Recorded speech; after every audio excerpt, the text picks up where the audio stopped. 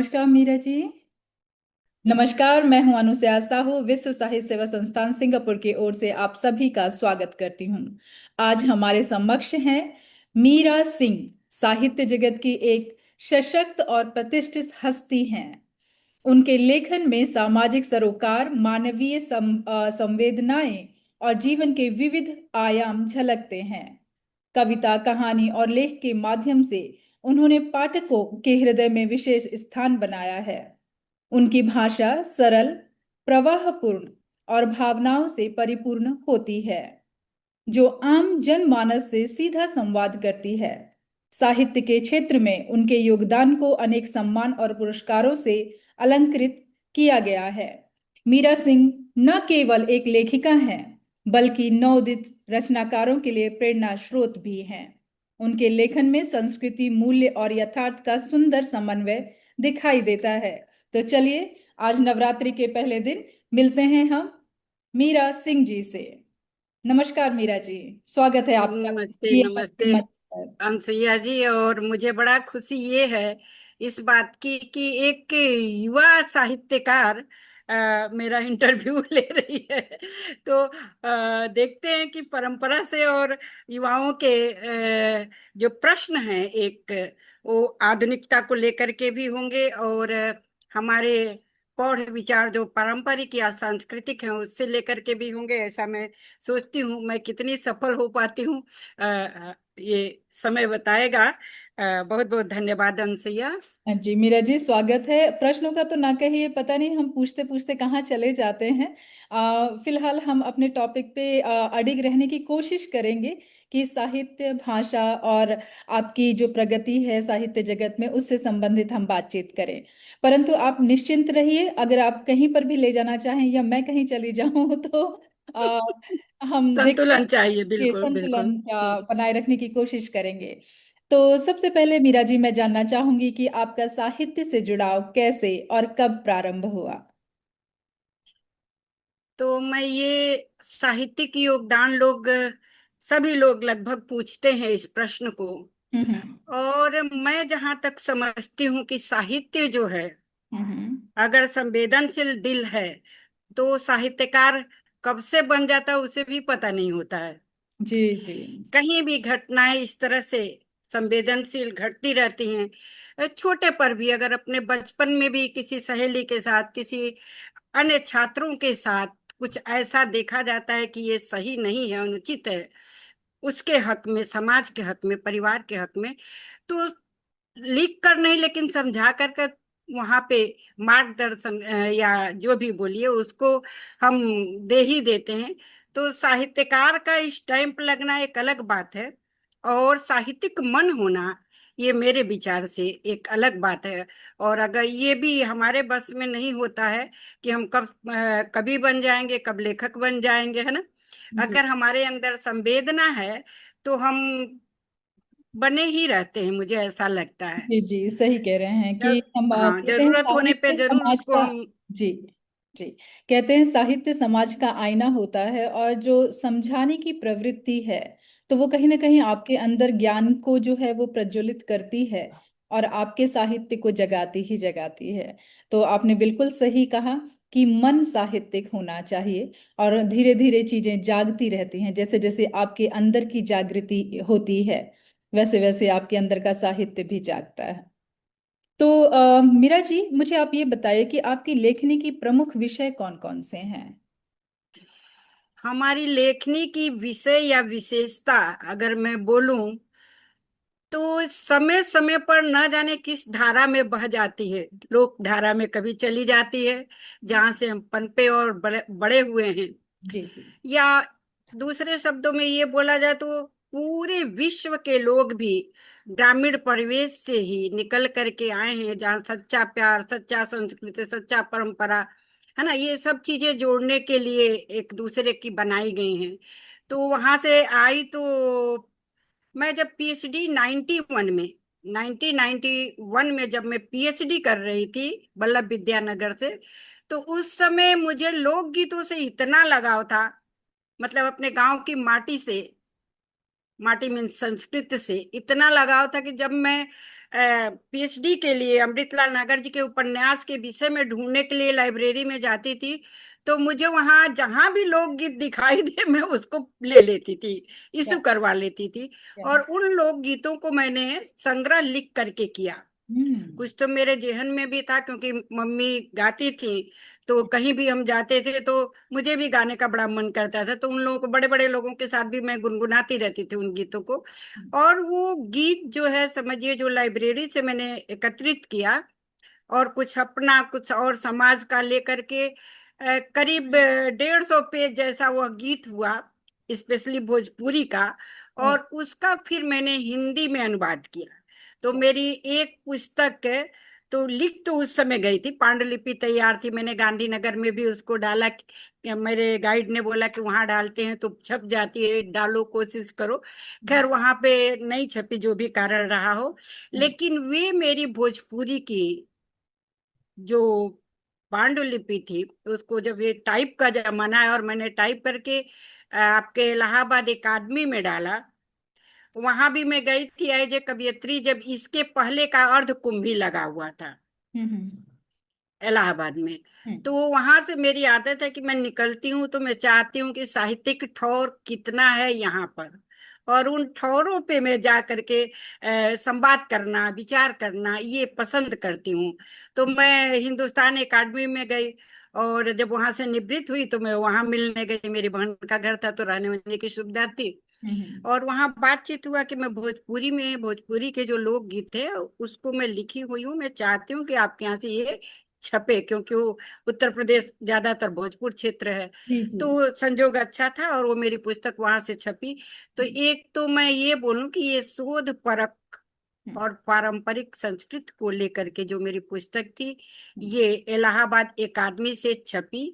और उसी दरमियान जब हम पीएचडी करते थे, तो जो भी आते जाते, मैं बड़ौदा में रहती थी, ओएनजीसी में मिस्टर थे, तो और आनंद से मैं पीएचडी कर रही थी, वल्लभ विद्यानगर आनंद के पास में है। तो करीब 1-1.5 घंटे का रास्ता था वहां से। हम्म। और उस जमाने में टैक्सी वैक्सी कम होती थी, हम लोग बस से ही जाते थे। हम्म। और उस बीच में जो हमारा अ, अवकाश होता था, तो जो संवेदनाएं होती थी, मैंने बोला कि रोड चलते भी संवेदना इकट्ठी की जाती है, हम्म। हम्म। ज्यादातर वहीं की जाती है, मैं तो ये बोलूं आपको, जी। क्योंकि वहां जो एक खुला हुआ व्यवहार देखने को मिलता है, एक अजनबीपन, कितने अपने होते हैं, हाँ, वो सब जो भी उठता था तो मैं लिखती रहती थी। क्या बात है। और फिर वो लेखन ले जाके अपने, जब हमारा काम हो जाता था पीएचडी को, तो गाइड को दिखाती थी, पढ़ हम्म। के सुनाती थी। कविता मेरी जेहन में है, एक तरह से सबसे पहले कविता ही प्रस्फुटित होती है। जी। और करीब हम समझ रहे हैं कि 94 में जब हम बीए कर रही थी, तो हम्म। देखो, सामाजिक समाज में अच्छे भी लोग होते हैं और ना समझ भी लोग होते हैं, बुरे नहीं होते, वो ना समझ होते हैं थोड़े। और विशेष रूप से गांव में अगर लड़की पढ़ने जा रही है, तो आजू बाजू वाले उल्टे सीधे बात झगड़े में बोल जाते हैं, जी है हाँ। ना। वो जी। उनको समझ में नहीं आता है कि वो क्या बोल रहे हैं। हम्म। तो शायद कुछ ऐसा हुआ। और मैं उस समय भी अध्यात्म से मेरा बहुत ज्यादा लगाव है। हम्म। एक तरफ पूरा हमारा परिवार, और हम्म। दूसरी तरफ मेरी माँ है, माँ जी दुर्गा। जी। तो मैंने उन्हीं को एक समर्पित कविता, ऐसे एक लेख टाइप भी किया था, तो आप गद्य गद्य लेखिका भी मान सकती हैं। हम्म। और मैं ज्यादातर, मतलब बोले कि कविता लिखती हूँ, तो मैंने लिखा था कि हे देव तेरा सागर है कहाँ, जिसमें गोता हम लगा न सके। जी। तो भव सागर सामाजिकता भी था, और हम्म। उनको भी बोल रही हूँ कि हम्म। ये इस तरह का सुन रही हूं मैं, हम्म। ये किस हद तक सही है, नहीं है, संसार क्या है। तो एक तरह से वहां पर छोटा मोटा दार्शनिक और रहस्य दोनों है उस 2-4 लाइनों में, देखा जाए तो। तब मुझे वो मालूम नहीं था कि ये रहस्य है, ये दर्शन है। हम्म। शायद ये भी बोल सकती हूँ कि उस समय हमारे कोर्स में जयशंकर प्रसाद जी थे। क्या बात है। उनकी कमायनी का एक अंश था उषा सर करके, है ना। तो मैं आगे की लाइनें क्या है मेरा? शायद पढ़ने का प्रभाव था। इसके आगे की लाइनें क्या हैं? जो आपने दुर्गा जी के ऊपर जो लिखा, उसके आगे की लाइनें क्या हैं? तो वो है कि हे देव तेरा सागर है कहाँ, जिसमें गोता हम लगा न सके, यदि दुर्लभ है तो बता न सही, सच पाऊं न था है। क्या तो बात। इस तरह से छोटी सी ही वो कविता थी। हम्म। थोड़ा सा पीड़ा था अंदर, वो हम्म। निकल गया। तो हम्म। अगर आपके मन में, देखिए, पीड़ा अलग है, करुणा अलग है। जी। जी, बिल्कुल सही कहा आपने। हम्म। अगर पीड़ा है तो वो कविता के रूप में ही प्रस्फुटित होती है जी जी, वो बह निकलेगी, शब्दों के द्वारा बह है निकलती। ना। और जी। दया करुणा जो है वो हम्म। ज्यादातर गद्य के रूप में आ जाती है। तो ये दोनों विधाओं में मैं लिख देती हूँ, हाँ हाँ। लिखती हूँ। हम्म। और कभी कभी संस्कृत से जुड़ा है, तो जितने भी सांस्कृतिक समाज शास्त्र की भी मैं विद्यार्थी हूँ, हम्म। इसलिए समाज शास्त्र में A to Z जो भी समाज के अवयव हैं, हम्म। परिवार, समाज, परंपरा, रीत रिवाज, तो ये सब हम लोग एक तरह से पेपर दे करके तैयार हुए हैं इन चीजों के क्या? बारे में, है ना। जी। मीरा पर्दा जी, मैं प्रथा, थोड़ा जानना बाल चाहूंगी विवाह। आपकी आपकी पर्सनल लाइफ में कि आपका बचपन कहाँ बीता। मेरा बचपन जो है उत्तर प्रदेश के बलिया जिला है। जी। पैदाइशी वहाँ और पैदाइश। जब मैं अपनी आत्मकथा लिख रही हूँ, तो हम्म। उस परिवेश को मैं बड़ी सतर्कता से चित्रित कर रही हूँ। जी जी, मैं थोड़ा आपको सा जानना बताऊं आज, चाहेंगे, थोड़ा सा चित्रण जानना चाहेंगे आपके जन्म स्थान का। हाँ, तो मैं वही बता रही हूँ। जी। तो वो जन्म स्थान जो है, भृगनाथ जी की, एक तो सांस्कृतिक महत्व में है, भृगनाथ बाबा की नगरी है हम्म। ना। हम्म। और दूसरा, गंगा जी वहां बहती हैं। जी।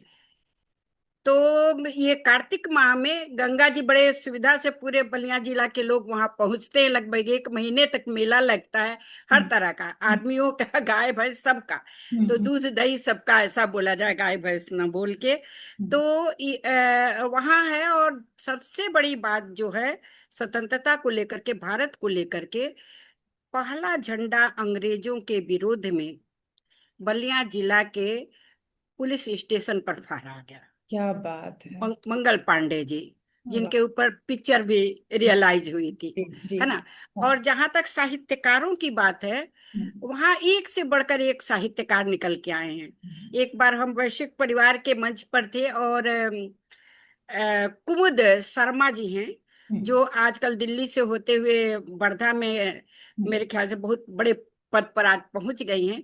हम्म। तो उनके ससुर हमारे गांव के थे। अच्छा।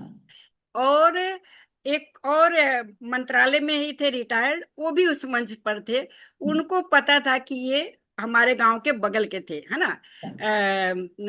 और जब चर्चा हो गई तो उनसे रहा नहीं गया, और उन्होंने कहा कि मैं भी जिस स्कूल में, हम्म। मेरे ख्याल से रमाकांत जी या उमाकांत जी उनका नाम है, मैं थोड़ी सी नाम में कंफ्यूजिंग कर रही हूँ। हम्म। तो वो बोले कि जहां से उन्होंने पढ़ा है वहीं से, हम्म। उसी प्राइमरी स्कूल से मैंने भी पढ़ा है। अच्छा। अच्छा, मैं उनको जानती थी कि वो हमारे ही गांव के बगल के 1-2 किलोमीटर की दूरी के। तो हम्म। मुझे इतना अच्छा लगा कि एक मंच पर 4 प्रबुद्ध साहित्यकार, एक ही गांव से। देसी, विदेशी, हम्म। और मंत्रालय के एक प्रबुद्ध, हम्म। और खुद वो आज वर्धा में मेरे ख्याल से कुलपति के पद पर वो हैं। हम्म। तो ये 4 साहित्यकार जिस उर्वरा भूमि से आ रहे हैं, अभी तक शायद मैंने किसी मीटिंग में देखा नहीं है कि हाँ, हाँ। एक ही जगह हो, एक गांव के किसी ने 4 ऐसे साहित्यकार डाल दिए उपस्थित हों, ऐसी पैदाइश, मतलब ऐसे लोग दिए हों भारत को, देश को, तो वह भूमि सचमुच में नमन के लायक है। जी। तो मीरा जी, मैं थोड़ा सा और जानना चाहूंगी कि पढ़ाई करने के बाद फिर आप कैसे मुंबई पहुंची, या मुंबई के बाद आप कैसे यूएसए पहुंची।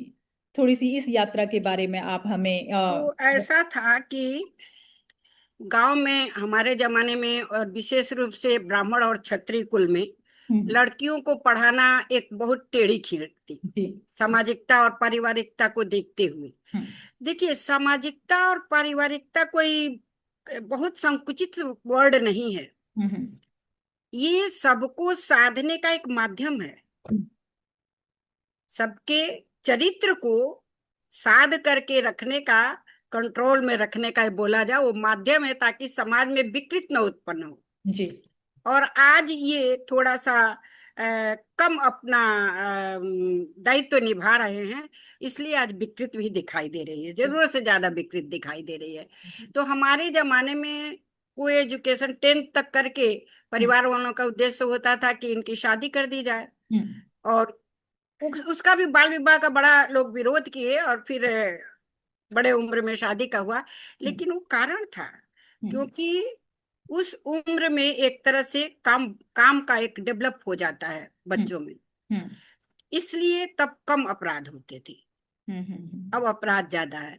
तो उस समय जो है 10th तक पढ़ा के बंद होता था, थोड़ा सा और आगे प्रबुद्ध बने हमारे समाज के लोग और 12th तक पढ़ाए। लेकिन 12th के बाद जा, क्योंकि तब को एजुकेशन हो जाता था 12th में, हम्म। तो हम लोग 17 लड़कियां पढ़ी और हम्म। 17 में से 16 को स्टॉप कर दिया गया, हम्म।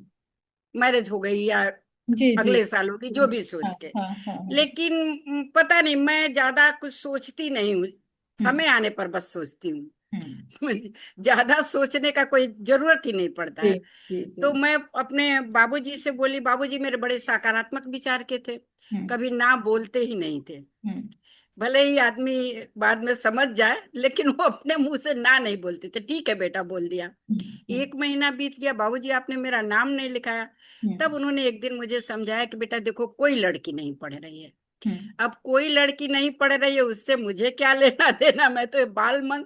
मैं बोली बाबूजी उससे कोई फर्क नहीं पड़ता है, वही टीचर, नया स्कूल खुला था, देखो ये भी संजोग होता है। हम्म। उसी समय मथुरा डिग्री कॉलेज की स्थापना हुई जी थी। जी। 3 रूम था, और जो डक बंगला में बताई कि स्वतंत्रता की बात, तो वहां पर अंग्रेजों ने डक बंगला बना रखा था। डक बंगला का मतलब कि उनकी ऑफिस का, और बहुत सुंदर, राम बंगला हाँ। जैसे भीटी वगैरह में आप देखते हैं उस तरह से 2-3 कमरे का एक ऑफिस बना हुआ था। उसी वो ऑफिस बनाया गया उसको, डक बंगला को, और 2 एक कमरे बना दिए गए, 3-4 कक्षाएं चालू हो गई। मैं हम्म। बोली, और जो 12th के टीचर होते थे वो हेल्प करने के लिए आते थे, जब तक ये परमानेंट नहीं बनता था, सरकार के उसमें नहीं आता था। हम्म। मैं बोली बाबूजी बच्चा वही है, हम्म। टीचर वही है, तो हम्म। परेशानी क्या है। हम्म। तो उनके समझ में आ गया। तो हम्म। मेरा नाम लिख गया, और हम्म। मैं वहां से बीए की। हम्म। उसके बाद बीएड किया मैं बलिया डिस्ट्रिक्ट से। हम्म। वहाँ सतीश चंद्र कॉलेज से मेरा बीएड हुआ, बीए के बाद ही, हम्म। जबकि एमए के बाद होता है। हम्म। और उसी समय मैं लेट हो जाता है कभी एग्जाम, हम्म। तो एमए प्रीवियस का भी समाजशास्त्र से फॉर्म भर दिया। और जी। तब तक तो मैं भी आ गई सामाजिकता के और पारिवारिकता के ग्रुप में, और हम्म। मेरी शादी हो गई अच्छा। 1975 में। अच्छा। तो फिर इस तरह से थोड़ा सा एजुकेशन प्राइवेट ही मैंने समाजशास्त्र को पूरा किया। हम्म। और अहमदाबाद में मेरे मिस्टर थे, तो ओएनजीसी में थे, फिर मैं अहमदाबाद आ गई। हम्म। पर एक चीज आज भी है, इस उम्र में भी है, कि मुझे सीखने की बड़ी ललक रहती है। जी जी। अगर मेरी सोसाइटी में टाइपिंग हो रहा है, बगल वाला टाइपिंग क्लास ले रहा है, तब हम्म। टेनामेंट होते थे, कि ये भी मैं आपको बताऊं। हाँ हाँ। गुजरात में पहले टेनामेंट होते थे जिसमें 4 कमरे होते थे, हम्म। और चारों ओर दरवाजा खुलता था। ये देखिए खासियत होती थी मिलन हाव भाव के, कि मकान भी उस तरह से बनते थे। हम्म। गांव में भी मकान के 2 दरवाजे होते थे कम से कम, हम्म। एक खिड़की टाइप पीछे से निकल जाओ और एक मेन दरवाजा। जी तो जी। ये दरवाजों का भी बड़ा महत्व है। बिल्कुल वो तो ये इसलिए बनाए चार जाते थे कि अगर कोई वो इसलिए बनाए जाते थे कि अगर कोई शादी ब्याह या कोई ऐसा गैदरिंग हो रहा है तो लोगों को आने जाने में दिक्कत ना हो। अगर कोई सामने से आ रहा है तो कोई पीछे से भी चला जाए अगर उसे कुछ और काम अच्छा, है। तो ये पीछे के दरवाजे जो बनते थे, गुजरात वाला तो ऐसा नहीं था, हाँ। लेकिन जो हमारे पुराने दरवाजे में, घरों में 2 दरवाजे होते थे, तो हम्म। एक शायद पीछे से जो नई दुल्हनियां होती थी, हम्म। वो आती थी कि द्वार पर लोग होंगे, वहां से कैसे हाँ जाएंगी, हाँ हाँ। ये व्यवस्था होती थी बेटा। जी जी जी। तो फिर मैं जो है, उसके बाद जो है मैं अपना वहां से बीए करके गुजरात में आ गई। और गुजरात में मेरे बच्चे धीरे धीरे, पहले अहमदाबाद में थी तो उस समय तो ज्यादा नहीं किया, कभी कभी मन करता था तो फॉर्म भर आती थी, और फिर ठप हो जाता था, नहीं नौकरी कर पाती थी, क्योंकि तब 125 रुपया एक टीचर को मिलता था, अच्छा। हाँ। और 900 रुपया ओएनजीसी में नौकरी करने वाले को, एक अच्छे ऑफिसर को मिलता था। ऑफिसर को तो मिलता। कोई एक बात मैं ये इस माध्यम से भी संदेश दे दूंगी, हम्म। कि मिति व्ययता शब्द एक आता है। उसका अर्थ ये होता है कि समझदारी से पैसा हो, समय हो, उसको खर्च करना। मितव्ययी जी। कम तो खर्च कर। कभी मैं, मेरे मेरे मन में कभी ये नहीं रहा कि, हाले ओएनजीसी में तो क्लब उस जमाने में भी था, हम्म। 78 में भी था, हम्म। किट्टियां उस समय भी होती थी, किट्टी पार्टी। पर हम्म। मुझे ना भाया नहीं वो चीज। हम्म। कभी मैंने न किट्टी पार्टी की, बल्कि उन पैसों को मैं रेकरिंग के रूप में बैंक में डाल देती थी। हम्म। न हम्म। किसी का टेंशन और न कोई झंझट, हम्म। सुरक्षित पैसा होता था। तो हम्म। पैसे की कमी कभी मेरे लाइफ में नहीं। नहीं आई, न तो रुकावट की कमी आई। जरूर ये ग्रामीण परिवेश से थे तो विचार पुराने जमाने का था, नौकरी नहीं कराना था, हम्म। लेकिन पढ़ाई नहीं रुकी ना। हम्म। तो जब तब जिस कला का हमारे पास एक स्थान दिखाई देता रहा, हम्म। उसको मैंने सीखा। चाहे वो तबला हो, हम्म। हारमोनिया हो, हम्म। टाइपिंग हो, वो सब चीज मैंने, पेंटिंग हो। मैं हम्म। आपको बताऊं, हमारी एक सहेली थी अहमदाबाद में, एटी के आसपास की बात कर रही हूँ। वो हम्म। बहुत अच्छा पेंटिंग करती थी, एम्बासिंग बोलते थे, जो कि एल्युमिनियम के एकदम पतले शीट पर वो गोद के उभारी जाती थी आकृति को। हम्म। और मेरे पास है, मैंने माँ सरस्वती की आकृति उभारी। वाह। और एक और बनाया जिसमें आप जूट के झोलों पर देखे होंगे हिरन उरन बना रहता है। जी तो जी मैंने हिरन लिया, सूर्य को लिया कहीं से, जी। और कहीं से नहीं लिया। एक मेरी बहन थी इलाहाबाद में जो बाटिक प्रिंट बड़ा अच्छा करती थी, हम्म। कैसे मोम लगाते हैं, कैसे उसको ड्राई वो करते हैं। तो वो आकृति मेरे पास कपड़े में थी। जब भी मैं उसके यहाँ जाती थी, तो वो अगर कर रही है तो मुझे भी कुछ तो बनाना है बस। ये तो सभी इस तरह से। हैंडीक्राफ्ट की बात आप कर रहे हैं। ये जो कला है, ये हैंडीक्राफ्ट जो चलती थी पहले और बहुत महंगी बिकती हैं। मैंने देखा है, एग्जीबिशंस होते हैं इनके। जिस कला की आप बात कर रहे हैं, जिस तरह की पेंटिंग की कपड़े में धागों के साथ वो पेंटिंग बनाई जाती है, सूर्य की आकृति हो या समुद्र की आकृति हो, वो बहुत खूबसूरत लगती है। और एक पेंटिंग की जगह पे अगर उसे टांगा जाता है दीवार पर, तो वो दीवार का एक अलग ही चार चांद लगाती है दीवार पर। तो आप बिल्कुल। जी। और आप तो जिस ये जमाने की बात पेंटिंग, कर रहे हैं, 1980s की, अगर मैं बताऊं कि उस समय मैं पैदा भी नहीं हुई थी और मैं ये 1992 में मेरा पेंटिंग जन्म हुआ। लेकिन मैं इन चीजों के बारे में जानती हूँ तुझी क्योंकि थी मुंबई ये में। सरस्वती माँ का पेंटिंग उतार के देना जी जी। मुझे। ये पेंटिंग लेकिन मैं इन चीजों के बारे में जानती हूँ क्योंकि मुझे मेरे दे दो पिताजी सरस्वती माँ। हैंडलूम हैंडीक्राफ्ट एग्जीबिशंस में हम लोगों को ले जाया करते थे। तो जब आप बता रही हैं तो ये सारी चीजें मेरे सामने दिख तो मैं दिख ये रहा है। बताऊं कि ये तो एम्बासिंग हुआ, पेंटिंग हुआ, हम्म। और मुझे ना कुछ देख करके उससे अलग करने के लिए दिमाग में एक क्रिएशन उत्पन्न हो क्रिएटिव, जाता हाँ, था। क्रिएटिविटी तो जो चलिए। उसके यहाँ मैंने देखा कि गुलाब का फूल बना के रखे हैं, हम्म। और एक छोटे से, इतने छोटे पर मैंने वो किया था। बहुत छोटे पर मैंने उसकी चर्चा 2 मिनट में करती हूँ। हम्म। बहुत छोटे पर उसने गुलाब बनाया था, और वो भी प्योर ऊन से, हम्म। एक टेबल पर रखने के लिए, है ना, कमल के आकार हम्म। में। हम्म। मुझे छोटी चीजें, छोटी मीन्स उसमें और क्रिएशन किया जाए। मैंने 350 किलो का एक कारपेट बनाया, क्या बात है। प्योर ऊन, जिससे हम स्वेटर बनाते हैं। हम्म। और उसमें मेरे पूरे परिवार, पूरे बच्चों का मतलब सहयोग था, जब वो हम्म। थर्ड फोर्थ में पढ़ते थे। हम्म। मेरे मिस्टर उस समय चले गए थे रसिया 3 महीना के लिए, है ना, हम्म। और हम फ्री होते थे। तो हम्म। जो उसके घर में मैंने छोटा सा देखा था, उसका मैंने पूरा कारपेट बनाया। हम्म। चारों ओर गुलाब का फूल, और बीच में दिया ली हुई औरत। क्या। और वो कारपेट 80 से, सोचो 40 साल से है। कभी मैंने ये सोचा था कि इस पर पूजा उजा सब कार्यक्रम होगा, और हम्म। प्रभु की कृपा से उस पर सब हो गया। अभी भी वो मेरे पास पड़ा है। वाह। कहीं दर्री बनाने का देख लेती हूँ तो मैं आसनी बना लेती हूँ उसका। तो और जो मैं सरस्वती जी की बात कर रही थी, अगर दिख रहा है क्या आपको? जी जी जी, दिख रहे हैं, दिख रहा है। वाह। देखा? हाँ जी, हाँ जी, बहुत तो खूब। ये बासिंग से बना हुआ, लगभग 40 साल पुराना। वाह वाह। हाँ, ये आज का नहीं है, ये लगभग 40 साल पुराना है। बहुत सुंदर, हाँ, बहुत सुंदर। बहुत खूब। बकायदे कमल का फूल और जी सब जी चीज। तो जी। ये एक ऐसा सीट होता था, हम्म। जिसको एक एक पेन के जैसा होता था, हम्म। और उससे गूंथा जाता था।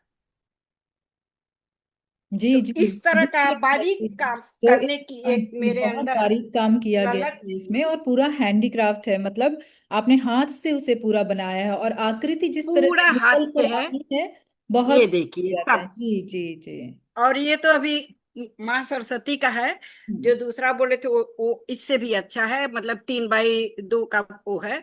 और हम्म। वो 40 साल पहले से आज तक मेरे घर में सुरक्षित है। जी, ये चीजें तो बहुत चलती बड़ा हैं जो एक हाथ से अपना बनाई। जो एक आपका क्रिएशन होता है, हम्म, वो क्रिएशन की चर्चा करते समय, बनाते समय एक आह्लादित मन होता है। बिल्कुल बिल्कुल, आपकी पैदा की हुई चीज है, आपकी क्रिएट की हुई चीज है।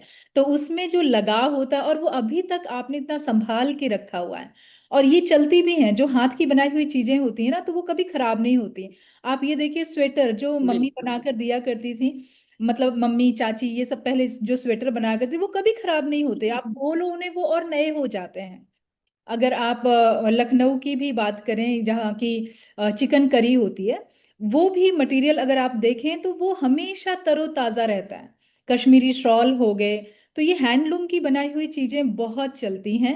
और फिर तो ये आपके हाथ की बनाई हुई चीज है, तो ये तो अद्भुत तो ही। अगर आपको याद होगा अंशिया जी, तो कपड़े पर पेंटिंग भी करते थे, जी जी, कर। कपड़े पर। हाँ हाँ। और ये मैं 75 के पहले की बात बता जी रही हूँ जी आपको। जी जी। तब बहुत चला हुआ था कपड़े हम्म पर पेंटिंग। हम्म। और मेरी दीदी बड़ी अच्छी सिलाई करती थी, तो मैं 8 में तब शायद पढ़ती रही होंगी, तब से मैं अपना कपड़ा खुद सिलती थी। क्या बात है। और उनका देख देख के मुझे आ जाता था। हम्म, और मैं बोलती थी कि मैं अपना सिलूंगी, और उस पर कभी ये पेंटिंग कर लेती थी। कभी आपने जो कश्मीरी की बात की, हम्म। बटन वाला कुर्ता बनाया, तो उसके किनारे काले पर पिंक कलर से मैं काट के तब पहन के जाती थी। क्या बात है। है ना। तो हम्म इस तरह से जो मैंने उनसे सिलाई कढ़ाई का हुनर लिया था, जब मैं अहमदाबाद में थी, तो 3 साल का एक ये कोर्स होता है, हम्म, जो केंद्रीय विद्यालय में SCPW के लिए जो टीचर की होती है, उनको अपॉइंटमेंट कर लिया जाता है। जी। तो चूंकि आजू बाजू में ये पहचान हुआ और पता लगा कि ये तो केंद्रीय विद्यालय के लिए एक और है। मेरी हम्म। पढ़ाई तो हुई थी, लेकिन लगता था कि अगर दो हम कर सकते हैं, आ रहा है तो करने में क्या है। तो हम्म। मैंने गांधीनगर टेक्निकल हाई स्कूल से 3 साल का ये कोर्स भी किया, जिसमें क्या- निडिल के 52 टाके, हम्म 52 टाके निडिल के, हम्म कढ़ाई के, हम्म। और फिर सिलाई के पूरे A to Z। हम्म वो मेरे पास आज भी, जैसे बीएड के लिए लोग एग्जाम देते हैं ना, हम्म, लेसन प्लान बना के, वैसे इन कपड़ों का लेसन प्लान, इन जो भी इसमें आइटम है उसका लेसन प्लान बना के हम्म। मेरे पास वो पड़ा हुआ है, एक एल्बम। बात है। बहुत खूब। लेसन प्लान वाला अलग रिटर्न टेस्ट होता था, और फिर प्रैक्टिकल होता था, इस तरह से। तो वो भी बीच में मैंने कर लिया ऐसे ही, क्योंकि मुझे तो आता था प्राइवेट टाइप, मैंने जी, उसको भी कर हाँ। लिया। पहले होता भी तो यही था कि पढ़ाई में जब आपको ब्रेक मिलता है, छुट्टियां मिलती हैं, तो उस समय हम यही सीखते थे। मेहंदी लगाना, हाँ, कढ़ाई, बुनाई, सिलाई। और ये बहुत अच्छी चीज होती थी कि एटलीस्ट छुट्टियां वेस्ट नहीं जाती थी, हम उस समय तो भी कुछ आपको क्रिएट एक करते थे। हंसी की बात बताऊंगी, जी क्योंकि वो जी। हास्यास्पद ही बात है। हम्म मैं एक दिन, अभी इस समय की बात बोल रही हूँ, टेलर के यहाँ मैं गई हुई थी कुछ सिलवाने के लिए। हम्म एक युवा लड़की आई, हम्म और उसको इनर का एक बेल्ट वाला एक साइड का कहीं टूट गया था। हम्म अब सोचिए, आज के बच्चियों को हम्म सुई और धागा चलाने नहीं आता है। वो आधा घंटा वहां खड़ी है, अंकल बना देंगे क्या? हम्म, हम्म। जो 2 मिनट का काम है। घर तो पर भी आज किया जो जा है थोड़ी सकता है। सीखने की भी, आप बोल रहे सीखने की भी थोड़ी सी कमी हो गई है लोगों में। जी हम लोग सीखते थे। हम शादी के पहले मेरी 2 भाभियां थी, तो कभी खाना नहीं हमने बनाया था, लेकिन आंख से देखते रहने का, क्या जी कैसे बनता है। जी और जी जब शादी होगी तो सब चीज आता है, जी A to Z। मिठाई बनाना है कि वो बनाना है, घर में 2 मिनट में तैयार करो। जी। हमारे यहाँ तो नवरात्रि चल रहा है, तो हमने तो एक अलग चूल्हा भी रख रखा है, उस पर 2 मिनट में गुलाब जामुन बना, और हम्म, माता जी गरम गरम खा ली। क्या तो बात। ये होता है कि हर जगह से आप इकट्ठा करते रहिए, बिल्कुल और बिल्कुल। समय आने के बाद। तो तो जब आप आपका पूछ फोकस रही थी। होता है ना मीरा जी, जब आपका फोकस होता है ना कि आपको करना है, पहले अब के बच्चों के लिए बहुत ज्यादा चैलेंजिंग हो गया है, क्योंकि उनका पूरा फोकस कहीं ना कहीं मोबाइल और ये सारी चीजें खींच ले रही हैं। तो उनके लिए भी दिक्कत है कि वो कोई बिल्कुल। चीज लर्न नहीं कर पा रहे हैं जल्दी से। और जिनमें बहुत ही ज्यादा लगन हो तो ही वो कर पाते हैं, तो ये उनके लिए बहुत ज्यादा चैलेंजिंग हो गया है। वेल तो अब देखिए, जी। आजकल जो है, हम्म, आप फेसबुक जैसे चीजों पर, जहां अन्य चीजें आती थी, कविताएं आती थी, कोई कुछ अपना वो भेजता था, आज उससे ज्यादा मोबाइल के कुपरिणामों के ऊपर बोला जा रहा है। जी। जी। क्योंकि समाज एकदम, बच्चे विकृत हो रहे हैं, युवा भी विकृत हो रहे हैं, बड़े लोग भी। अभी आजकल में भी मैं देख रही थी कि एक कवर, बच्चा छोटा बच्चा है, एक चम्मच दूध अगर उसको देना है तो पहले हाथ में मोबाइल दिया जा रहा है। बड़ों की तो बात छोड़ दो, जी। जी। ये तो बेचारे 8 साल बाद पा रहे हैं। जी। जो पैदा होते 8 महीने का भी नहीं, 8 महीना तो छोड़ो। मैं एक दिन हॉस्पिटल में गई थी, अभी वो 2-3 महीने का बच्चा था, और जब मोबाइल की घंटी बजी, वो हम्म। वहां से फटाक से उस दिशा में देख रहा है। हम्म। उसका कहीं फोटो भी पड़ा होगा। तो हम्म। जो आप ये बोल रहे हो ना कि लिखने का कब हुआ, आपका पहले प्रश्न में था, हम्म। अनुभव इकट्ठा होते रहते हैं। जी। जी। जब समय मिलता है तब हम उसको विस्तार से अ, ऐसे गढ़ते हैं कि समाज हित में हो। बिल्कुल बिल्कुल सही कहा आपने। देखा भले ही किसी तरह से, हम्म। लेकिन वास्तविकता को कैसे आप गढ़ करके एक पोलाइटली उसको पेश करने की कोशिश करते हैं, ताकि समाज उसको समझे। इसलिए समाज को आपने कहा था कि आईना होता है, जी। दर्पण जी, होता है, साहित्य समाज का है। इसलिए दर्पण होता जी। जी है बिल्कुल। ना। बिल्कुल, तो मीरा जी, मैं जानना चाहूंगी कि प्रवासी जीवन ने आपकी रचनाओं को किस प्रकार प्रभावित किया। आप प्रवास में भी रहें, देश से बाहर भी रहें, तो उन्होंने आपकी लेखनी को कैसे निखारा या। तो देखिए, प्रवासी जीवन का शुरुआत हुआ, बच्ची मेरी वहाँ 2001 में चली गई थी, और मैरिज के बाद बच्चा होने वाला था। हम्म। बहुत क्रिटिकल पोजीशन था, प्लेसेंटा टच हो गया था। हम्म। तो इसलिए मैं नौकरी करती थी, लेकिन मुझे पहले परिवार को हमने हरदम प्राथमिकता दी है, और नौकरी मेरे सामने कुछ नहीं लग रही थी।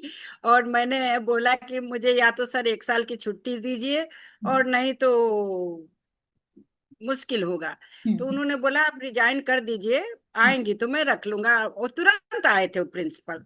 बोले हम्म। मेरे लिए बड़ा एक कठिन घड़ी है। हम्म। मैं बोली सर आपकी नौकरी बहुत जरूरी है, हम्म। क्योंकि अक्सर पुरुषों के ऊपर परिवार का दायित्व तो हम्म। होता है। अगर जी। घर में कोई नौकरी नहीं करता था, मुझे मालूम नहीं कि उनकी बीवी करती थी कि नहीं, लेकिन इतना मालूम था कि हम्म। इनकी नौकरी चली ना जाए। हम्म। मैं बोली कोई बात नहीं सर, मैं रिजाइन दे दूंगी। और 15 मिनट में दिल्ली एपीजे स्कूल घर के पास था। एक चीज ये भी मैंने हरदम ध्यान रखा, एजुकेशन लेना अलग बात है, और अपने परिवार समाज को देखते हुए नौकरी करना एक अलग बात है। जी। जी बिल्कुल। तो मैं, मेरे घर के पास इंटरमीडिएट तक है, एपीजे स्कूल दिल्ली में है, उसके सब जगह ब्रांच हैं ज्यादातर। तो हम्म। मैंने उसको प्रिफर किया। हम्म। और मैं बोली कोई बात नहीं सर, आप अपना नौकरी संभालिए, मैं देखती हूँ। हम्म। 15 मिनट के अंदर दिल्ली से ही वो है उसका ब्रांच, हम्म। वहां बात हुई हमारा मैनेजमेंट में, हम्म। और ठीक है सर, मैं रिजाइन लेटर दे देती हूँ। हम्म। तो एक चीज मैंने अपने लाइफ में देखा है कि दो बातें बड़े ध्यान में रखने की होती है। हम्म। जितना हो सके आप सत्य को पकड़िए। जी। अगर आपने सत्य को पकड़ के चला है तो आपके लाइफ में बहुत कम परेशानियां आएंगी, और आएंगी भी तो टल जाएंगी। बिल्कुल बिल्कुल। क्योंकि समाज में चाहे वो जीव हो या मनुष्य हो, दोनों को सत्यता समझ में आ जाती है। मैं बिल्कुल। एक छोटा सा उदाहरण दे रही हूँ, बहुत हाँ। छोटा सा, आज की बात। हाँ। 7th फ्लोर पर हूँ, तो एक बिल्ली, आजकल देखिए, अब आजकल कुत्ते बिल्ली पोसे जाने लगे हैं। वो हम्म। बिल्ली ऊपर आके बच्चा दे दिए। मेरा घर खुला था क्योंकि आज नवरात्रि था। हम्म। वो आई और एकदम कुर्सी के पास बच्चा खा रहा है, उसके नीचे बड़े आराम से बैठी है। हम्म। वो वहां क्यों उतनी देर टिकी थी? क्योंकि वो बच्चा उसको सच्चा प्यार देना चाह रहा था कि ठीक है बैठे आराम करे, हम्म। उसको भी आनंद आ रहा था। लेकिन मैं आती हूँ तो थोड़ा पूजा हो जाता है, वो जान जाती है कि वो ये आई है, तो उसको वहां लग जाता है कि मैं किस हद तक इसको लाइक कर रही हूँ। बिल्कुल तो बिल्कुल। सच्चा प्यार तो प्यार की बहुत जरूरी। भावना तो पशु, इंसान तो क्या, पशु जानवर सब सब पहचानते हैं प्यार की भावना को।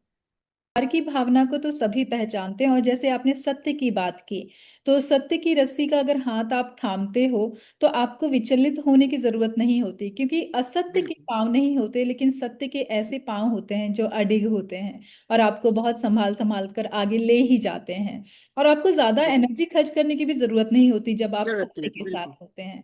और अगर आप असत्य के साथ हैं तो आपको बहुत सारी मतलब क्लियरिटी देने की जरूरत पड़ती है। आपका दिमाग खुद ही सेट नहीं होता है उस चीज के साथ कि क्या ये पूरा हो चुका है या इन्हें और भी चार चीजें बताने की जरूरत है, और एक झूठ के पीछे आप हजार झूठ बोल देते हैं, जिस वजह से आपकी रेपुटेशन, आपके हर मोरल पर मुझे लगता है धक्का लगता है, जो कि नहीं करना चाहिए आपको। तो सत्य की बात जो आपने कही वो तो बिल्कुल ही 100% सही कही आपने, कि इंसान को हमेशा सत्य के साथ चलना चाहिए।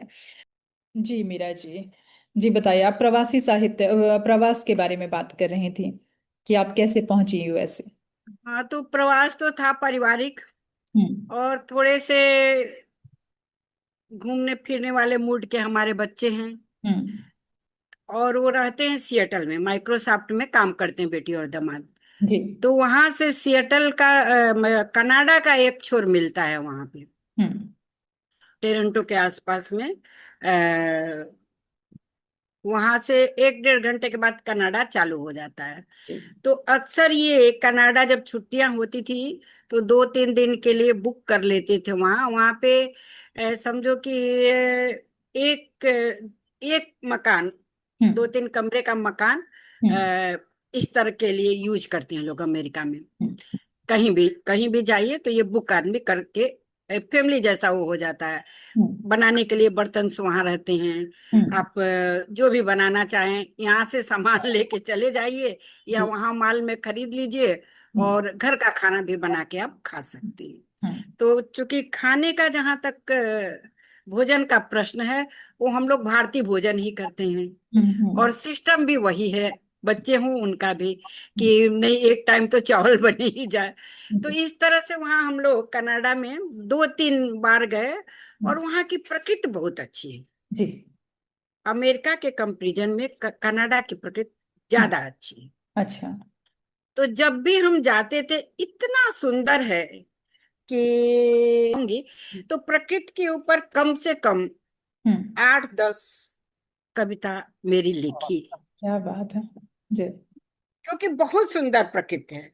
हम्म। और उसके बाद में जहां तक वहां, एक तो संजोग की बात होती है, हम्म। हम पैदा होते कहीं हैं, हम्म। और अंतिम समय कहीं लिखा होता है। जिसका जहाँ तो दाना वैसे पानी ही लिखा होता है लोग पहुंच ही जाते हैं वहां पर। पहुंच जाते हैं, किसी भी तरह से वहां पे हम हम्म। पहुंच जाते हैं। तो जो हम आपको बता रही थी कि अहमदाबाद में ज्यादा, अहमदाबाद और बड़ौदा दोनों में मेरा साहित्यिक यात्रा बड़े जोर शोर से और गंभीर लाइन में एक तरह से निकले। हम्म। तो मैं केंद्रीय विद्यालय में पढ़ा रही थी, बड़ौदा स्कूल के।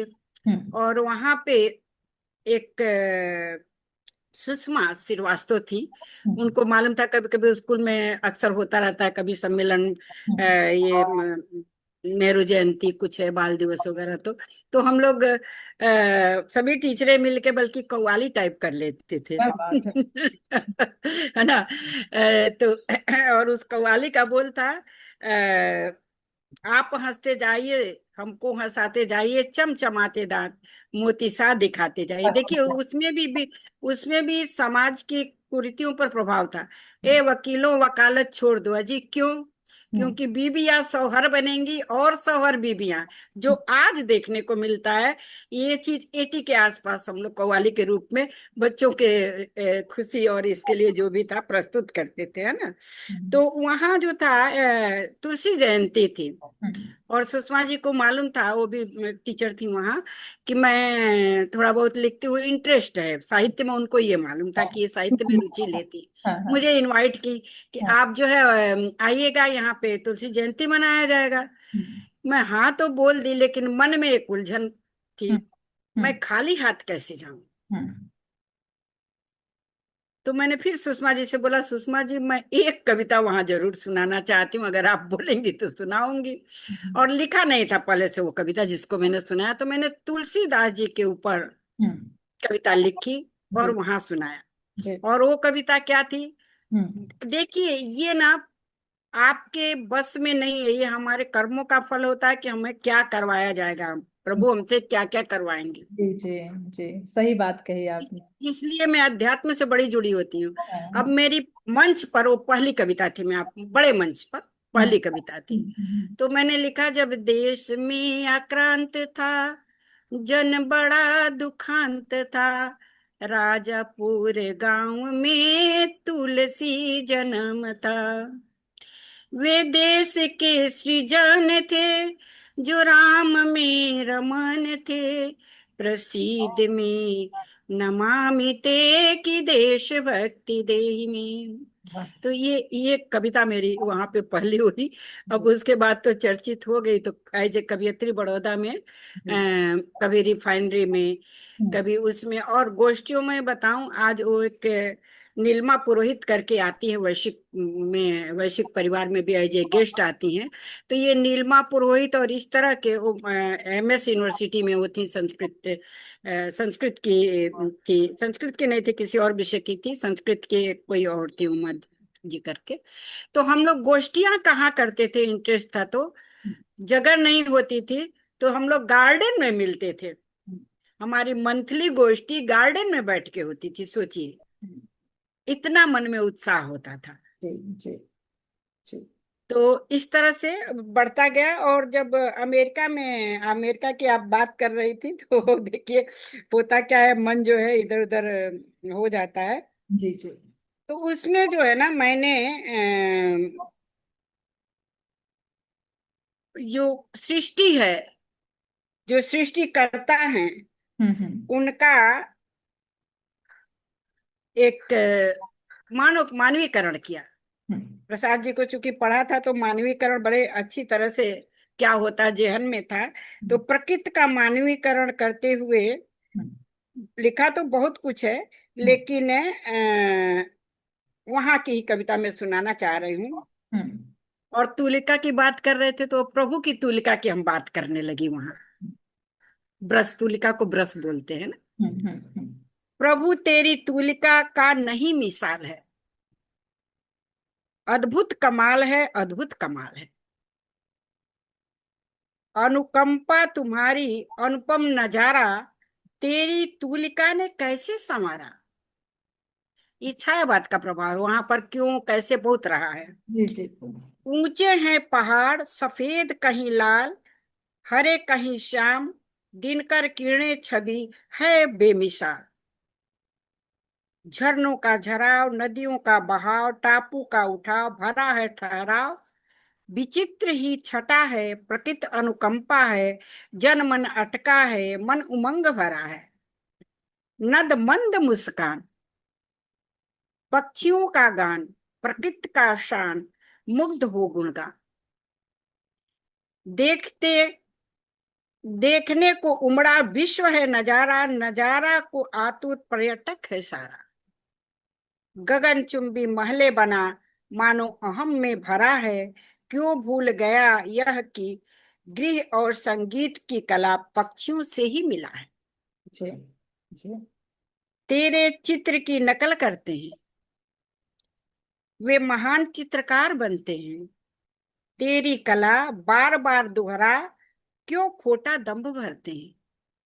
तो जो ये अदृश्य सत्ता है, हम्म। उसका तो कोई कितना भी बोले करे, तो वो कोई तो उसका, वो नहीं है, उसका कोई तोड़ हाँ नहीं है कि किसी के साथ उनकी कोई तुलना हो ही नहीं सकती है। आपने जब बोला तो मुझे याद आ रहा था कि ये कौन चित्रकार है, ये कौन चित्रकार। आपने हाँ। तो सुना तो हो। ये जो है ना, वहाँ के प्रकृति का बहुत सारा वर्णन मैंने किया। इतना अच्छा लगता था, मैं तो सुबह निकलती थी और हम्म। बच्चे अपना ऊपर जो भी ब्रेड वगैरह कर रहे हो, मैं नीचे आकर के बड़ा अच्छा सूर्य का प्रकाश आता था, और पेड़ की छाया में बैठ के मैं पूजा करती थी अपना। क्या है ना, बात। कहीं भी मैं जाती हूँ तो हाँ। मेरी एक छोटी सी उसमें पूजा का सामान तैयार रहता है। जी। और मैं आपको बताऊं कि मैं तो मुस्लिम कंट्री में गई हूँ, अच्छा। वहां भी फ्लाइट में हमारी चीज रहती है, अगर होटल में रुकना, वहां की थोड़ी सी जमीन साफ करती हूँ। और अच्छा। अपना पूजा किए बिना मेरा मन नहीं संतुष्ट होता है। तो जी। वहीं की एक और कविता थी, लंबे लंबे और ऊंचे ऊंचे हम्म। पहाड़ और गिरवर के शिखरों को सहयोग देते, घने हरे हरे वृक्ष मानो गिरी को रंगने हेतु आगे कदम बढ़ाते जा रहे हैं। पहाड़ पर जो लंबे लंबे वृक्ष दिखाई दे रहे हैं, वो जी कर क्या रहे हैं, गिरी को रंगना चाह रहे हैं। जी। पहाड़ को जी। हरियाली फैल गई है, हरियाणा। ठीक है। अच्छा अच्छा, ऐसे लग रहा है कि वो चल रहे हैं अपने तनों को आपने हाँ। तनों की उपमा दी है। और पहाड़ों पर जमी सफेद बर्फ मानो हम्म। झबले और टोपियां पहना रहे हैं। क्या बात। सफेद बर्फ जो दिख रही है हरा के ऊपर सफेद की आप तुलना करिए, और वो भी मुलायम मखमल जैसे। एक कहावत है जो कि जहां न जाए रवि वहां पहुंचे कवि, और जहां न पहुंचे कवि वहां पहुंचे अनुभवी। तो कवि तो आप हैं ही, और अनुभव के साथ जो आपने लिखा है ये अद्वितीय है। तो देखिए अब आगे तो ये झबला और ये हो गया। हम्म। और तेज पवन के झंझावात से रक्षा हेतु हम्म। अपनी मोटी चादर उड़ा रहे हैं। हम्म। सफेद चादर उड़ा रहे हैं, इतना हम्म। बर्फ वहां पड़ा रहता है कि पूछो मत। तो हम्म। एक नवजात शिशु का वहां पे हो रहा है वर्णन, हम्म। और सहयोग का भी वर्णन इसमें है, केवल प्रकृति का वर्णन नहीं है। और देखिए, अद्भुत नजारा, मन मुग्ध हो रहे हैं, सभी के मन में उजास भर रहे हैं। हम्म। मानवता व कर्मठता की मिसाल बन मानो प्यार से उनको सींच रहे हैं। जी। किसको? कठोर दिल पहाड़ को। हम्म। तो ये प्रकृति के साथ जब आप जाइए, और सबसे बड़ी बात क्या है कि आपका मन किस तरह का है, बिल्कुल बिल्कुल। संवेदनशील है या यूं ही और आ, बहुत जरूरी है कि जब आप बाहर निकलते हैं तो बाहर की सुंदरता को देखें। मन के अंदर अगर आपके इतनी कुंठा या ऐसी चीजें भरी हुई हैं तो आप बाहर के नज़ारों को आनंदित रूप से देख नहीं सकते, ना ही आप उनका वर्णन कर सकते हैं। तो ये बहुत तो जरूरी है कि लाइए आप अपने एक मैं मन। थोड़ा सा और वहीं का चित्रण देती हूँ आपको, बहुत थोड़ा सा। हाँ, हाँ जी। हम जब भी चिंतित बोझिल होते हैं, हम्म। प्रकृति की गोद में आ रम जाते हैं। हम्म। मानो खुद को तो बड़ा समझते हैं, हम्म। वह खुद चौकड़ी धमाल करते हैं, खूब चौकड़ी धमाल करते हैं। हम्म। जब असहाय होते हैं, आखिर तेरी ही कमलवत चरण में क्यों वंदन करते हैं। हम्म। अपारता, अपर्णता, अगाधता, अतुल्यता, सौम्यता, सुंदरता, सुचिता, सुनियोजिता, कोमल व कमनीयता, कथनी व करणीयता, तेरे सुंदर भावों को खुद हृदय में भरता। है। तो प्रकृति से बहुत कुछ सीखने के लिए हम लोगों को मिलता है। प्रकृति से ही सीखने के लिए मिलता है। मुझे ऐसा लगता है प्रकृति से बड़ा गुरु है ही नहीं कोई। हर चीज वो जी। सिखाता है आपको। जी। तो मीरा जी, मैं आपसे ये जानना चाहूंगी, अब बहुत ही प्रमुख प्रश्न मैं आपसे करने जा रही हूँ कि आप हमेशा हिंदी में लिखती हैं। तो ये जो हिंदी भाषा है, आपके अनुसार वर्तमान वैश्विक स्थिति कैसी है इसकी? तो मैं आपको बताऊं, मैं ऐसे तो खाली अमेरिका, कनाडा और 15 देशों जहां घूमी हूं उतने ही दूर का वर्णन कर पाती। हम्म। लेकिन एक यूनिवर्सिटी के प्रोफेसर का ये राय था, हम्म। क्योंकि प्रवासियों के ऊपर शोध तो हो रहा है, लेकिन प्रवासी साहित्य क्या है जो आप पूछ रही हैं प्रश्न, ये पता ही नहीं, पता भी हो तो लिखित रूप में नहीं था। और हम्म। प्रवासी जो है बच्चे हैं, उनको ये पहले चैप्टर में जरूरत पड़ती है, इंट्रोडक्शन टाइप पहला चैप्टर बनता है। तो उनकी ये एक राय थी कि आप उपन्यास वगैरह तो बहुत लिख जाता है, हम्म। पहले आप इसको लिखिए। हम्म। तो मैंने बल्कि एक टूटे पंखों की उड़ान, विकलांगों के ऊपर उपन्यास लिख रही थी, हम्म। उसको साइड में रखा, 40-45 पेज हो भी गया था। हम्म। और इस पर काम की तो मुझे पूरे विश्व में हिंदी की क्या स्थिति है, हम्म। ये बड़ी अच्छी तरह से समझ में आई। जी, हम जानना और चाहें। ये, हाँ, जीवनी लिख रही थी मैं सबका, लेकिन जीवनी लिखते लिखते मुझे जो हिंदी की 80 के दशक के आसपास में स्थिति थी, कि हम्म। कोई एक दो भारतीय अगर पहुंच जाता था अमेरिका या कहीं भी, हम्म। तो हम्म। कोई हिंदी बोलने वाला नहीं मिलता था। हम्म। इक्के दुक्के लोग होते थे, तो हम्म। वो आपस में बात करें या नौकरी ढूंढे और नौकरी को संभालें। हम्म। क्योंकि यहाँ के बच्चों की वो भी तो समस्या थी कि उतनी इंग्लिश नहीं आती थी, बिल्कुल जिस बिल्कुल। फटाकेदार से अंग्रेज बोलते थे और ये बोलते थे, तो वो इंग्लिश सीखे, इंग्लिश पढ़े, उतने फास्ट तो पढ़ नहीं सकते। तो ऐसी समस्याएं अंदर तह में जाने के बाद मुझे मिली। लेकिन हिंदी चूंकि हमारी भारतीयों की नस नस में समाई हुई है, उसके बिना शायद हम जिए भी नहीं है। हम्म। तो इसलिए कहीं भी गए हैं वो भारतीय, और उस मैं उनको नमन करती हूँ कि उस जमाने में समितियां बनाकर हाथ से लिख करके घर घर पत्रिकाएं पहुंचाई, जी। जी। और छोटे छोटे अपने प्रयासों से आज भी वो हिंदी समिति जो है, भारत में भी उसके ब्रांच खुले हैं। और फिर वहां पर एक अखिल भारतीय समिति की भी स्थापना हुई है। इस तरह से पूरे विश्व में जितने भी हम्म, पत्र पत्रिकाएं या आप लोग जैसे युवा, कई तो मतलब लोगों को ये था कि बड़े बड़े साहित्यकारों को भी इसमें इसमें केवल जोड़ा जाएगा। पर हम्म, मेरा उद्देश्य एकदम क्लियर था हम्म, कि जो आज के पनपते साहित्यकार हैं, अंकुरित होते साहित्यकार हैं, वे कल क्या कर पाएंगे। बाद में उनकी भी किताबें बाद में जरूर मंगाई जाएंगी, तो उनको भी उजागर करना है। और इस तरह 400 पेज बना। आपकी हमारी बात कभी हुई होगी, आप भी एक साहित्यकार, मैं आपको मानती हूँ।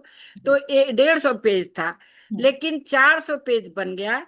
और उसका हमने विदेश में हिंदी का उद्भव और विकास, हम्म, एक खंड ये बनाने की योजना बनाई, और दूसरे में प्रवासी साहित्य, प्रवास क्या है, प्रवासी साहित्य क्या है, और प्रवासी साहित्य की सोच और अवधारणा क्या है, किस आधार पर वो लिख रहा है। जी जी। उनके मुंह से खुद हम्म, एक परिभाषागत मैंने मंगवाया है। और हम्म, बहुत सुंदर ये पांडुलिपि तैयार हो चुकी है। अब देखिए, जिस दिन लिखा होगा उस दिन प्रभु की कृपा से हो सकता है कि किसी अच्छे जगह से ये भी एकेडमी जैसे जगहों से बिल्कुल। छप जाए। जी कोशिश मेरी यही है। जी। बहुत बहुत शुभकामनाएं आपको मीरा जी, आपने बहुत अच्छा कार्य किया है। पर प्रवासी साहित्य पर काफी लोग हैं जो चर्चा करते हैं और उसे इस तरह से करार देते हैं कि भारतीय साहित्य के मुकाबले प्रवासी साहित्य नहीं खड़ा हो पा रहा है। कुछ मैंने इस तरह की धारणाएं सुनी हैं। तो मैं इस बारे में चर्चा करना चाहती हूँ कि ऐसा क्यों। मुझे ऐसा लगता है कि जो इंसान भारत में ही पढ़ा है, लिखा है, बड़ा होकर वो प्रवास करने जब निकलता है तो वो बहुत सारी चीजें देखता है। मैंने एक साहित्यकार से बात की जो ऑस्ट्रेलिया के हैं और उन्होंने बताया कि जैसे आईवीएफ के बारे में बात करते हैं तो आईवीएफ का चलन भारत में भले ही ना हो लेकिन अदर कंट्रीज में बहुत ज्यादा है। तो अगर उन्होंने आईवीएफ देखा है और उसके बाद उससे जन्मे हुए बच्चों से बातचीत भी की है और उनकी जिंदगी भी देखी है तो वो क्यों ना उनके बारे में लिखे। कोई गलत थोड़ी है, जो वो देख रहा है वो लिख रहा है। राइट। तो इसे हम कमतर क्यों समझेंगे कि ये प्रवास का साहित्य है, इसमें वो चीजें नहीं है जो भारत की होनी चाहिए, लेकिन है तो साहित्य। जो देखा। देखिए, ऐसा है कि मेरे भी विचार से ये एक तरह से शायद राजनीतिगत भी बात मैं बोल सकती हूँ। क्योंकि साहित्यकार साहित्यकार है, जी। उसमें प्रवासी साहित्यकार जोड़ने की जरूरत क्या है। क्या है। चाहे वो इससे जो है हाँ। जो हमारे साहित्यकार विदेश में लिख रहे हैं, वो थोड़े अपने को और सशक्त बनाने में पीछे रह जाएंगे। क्योंकि जो भारत के साहित्यकार हैं, हाँ। वो लिख रहे हैं तो उनके लेवल में आने की कोशिश करेंगे। हम्म। और देखिए क्या है, विदेश में जाने के बाद जब वहां की परिस्थितियां केवल लेखन को मानसिक रूप से नहीं प्रभावित करती हैं, बिल्कुल बिल्कुल। वातावरण ऐसा है कि वहाँ इंग्लिश ही बोली जा रही है, जी। बच्चों को इंग्लिश में पढ़ाना जरूरी है। तो आप ये देखिए कि कितने घंटे आदमी हिंदी के लिए समय निकाल पा रहा समय है। निकाल पाएगा। तो हमारे शब्द भी उस हाँ। तरह से हो जाते हैं कुछ लेंगे हद उस तक। चीज को एक्सेप्ट कर। और हिंदी की स्थिति जो है उस समय टूटी फूटी अपनी भी होने लगती है। हम्म, लिखना भाव तो बहुत अच्छे अच्छे हैं, हम्म, लेकिन गलतियां बहुत सारी हो जाती हैं। और आपने मेरे ख्याल से चैट जीपीटी या आईपी कुछ नाम लिया, हम्म, उसमें कमी क्या है कि जो आप अपने मन का भावात्मक एक आवेग के साथ लिखते जाते हैं, जिन शब्दों को, जिन वाक्यों को, वो उतना नहीं कर पा रहा है। हम्म, हम्म, वो आपको उलझा दे रहा है। मैं ये बताऊं, हम्म, हम्म, आप एक चीज लिखने जाते हैं, वो तो एक साथ पूरी सुव्यवस्थित ढंग से, मतलब सही भी कर दे, आपके भावों को भी एकदम सही सही जोड़ दे, उस चीज की कमी वहां हो जा रही है। और तब होता क्या है कि आप, ये भी आपके अस्तित्व को कम कर रहा है। हम्म, आप जो आपकी सोच को कम कर रहा है। हम्म, आप जो खुद सोच करके लिख रहे हैं, हम्म, वहां शब्द क्या आ गया, अरे यहाँ तो ये शब्द जोड़ दिया जाए, यहाँ तो इस कहानी का एक और प्रसंग जोड़ा जा सकता है। वो हम्म, जब तक आप उसको निर्देश नहीं देंगे, वो नहीं जोड़ सकता है। हम्म, तब होता क्या है मैं भी कोशिश की उसको। और आप 100 पेज वहां से निकाल लीजिए, आपकी 10 पेज की जो एक सुंदर कहानी होनी चाहिए, सुंदर मीन्स भावात्मक कहानी होनी चाहिए, वो आप नहीं लिख पाएंगे नहीं उसके लिख थ्रू। पाएंगे। वो सही बात, चैट जीपीटी की बात जो आप कर रहे हैं वो तो और सही कर रहे दूसरा हैं। क्या कमी कर रहा है वो, कि हम्म। आप 100 पेज वो दे दिया, तो हम्म। आप 100 पेज पढ़ेंगे कि कब, हम्म। 100 पेज को व्यवस्थित कब करेंगे। तो हम्म। ये उनके लिए ठीक है जो हम्म। अभी समझ नहीं पा रहे हैं कि कैसे लिखना है। वो हम्म। भी कंफ्यूज कर रहा है, वहां भी कंफ्यूज कर रहा है, मैं आपको बताऊं। वो आजकल एक उपन्यासिका का रूप बना दे रहा है हम्म। ना। और फिर वो उपन्यासिका कहाँ जा रही है, कैसे जा रही है, क्यों जा रही है, आगे वाला जो एक साहित्यकार है वो वहां के कामा और बिंदु को देख करके पहचान जाएगा कि आपने खुद लिखा है या वहां का सहारा लिया है। जी जी तो बिल्कुल। आप बताओ, अगर इंजेक्शन मशीन से लगने लगा हम्म। बीमार होने पर, हम्म। उसको आप नहीं बोल सकते हो कि धीरे से लगाओ। हम्म। लेकिन एक अगर नर्स इंजेक्शन दे रही है, तो आपके वो हाव भाव को पड़ेगी कि कितना आप डिप्रेस हो, हम्म। और फिर उसका मूड बदल जाएगा कि वो धीरे से लगाए। हम्म। आप स्ट्रांग दिख रहे हो तो शायद बहुत सारे मरीज हैं तो जल्दी से लगाना भी पसंद करेंगी। हम्म। तो ये सब का अंतर हो जाता है। जी, संवेदनाओं का अंतर हो जाता है। जो मैं बात कर रही थी, मैं आईवीएफ की बात कर रही थी। ये आपने चैट जीपीटी के बारे में बताया। आईवीएफ मतलब एक ऐसी, आजकल जो है युवा पीढ़ी है, लड़कियां वो शादी नहीं कर रही हैं, मतलब जैसे 40 साल की हो गई, उसके बाद वो डिसीजन लेती हैं कि अब मैं एक बच्चा करूंगी।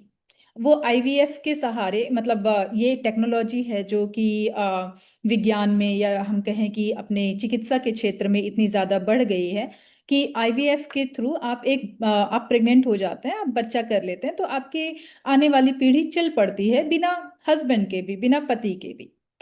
आप अकेले नहीं रहना चाहते, आपका कोई चाहिए होता है आपके साथ में। माना कि शादी नहीं हुई है, आप सिंगल ही हैं, लेकिन आप सिंगल मदर बन सकते हैं। इसी तरह से सिंगल फादर भी हैं। तो ये चलन जो है विदेशों में ज्यादा है, ऑस्ट्रेलिया वगैरह में, लेकिन भारत में अभी भी कहीं कहीं पर है, कहीं कहीं कहीं पर नहीं है। जैसे हम ग्रामीण क्षेत्रों की बात करें तो वहां पर ये सुनना भी उनके लिए बहुत ज्यादा मतलब आश्चर्यचकित वाली बात हो जाती है।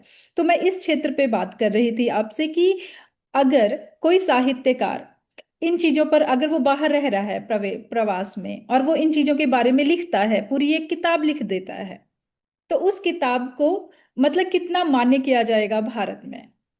देखिए, हम्म। आपने जो भी बोला, हम्म।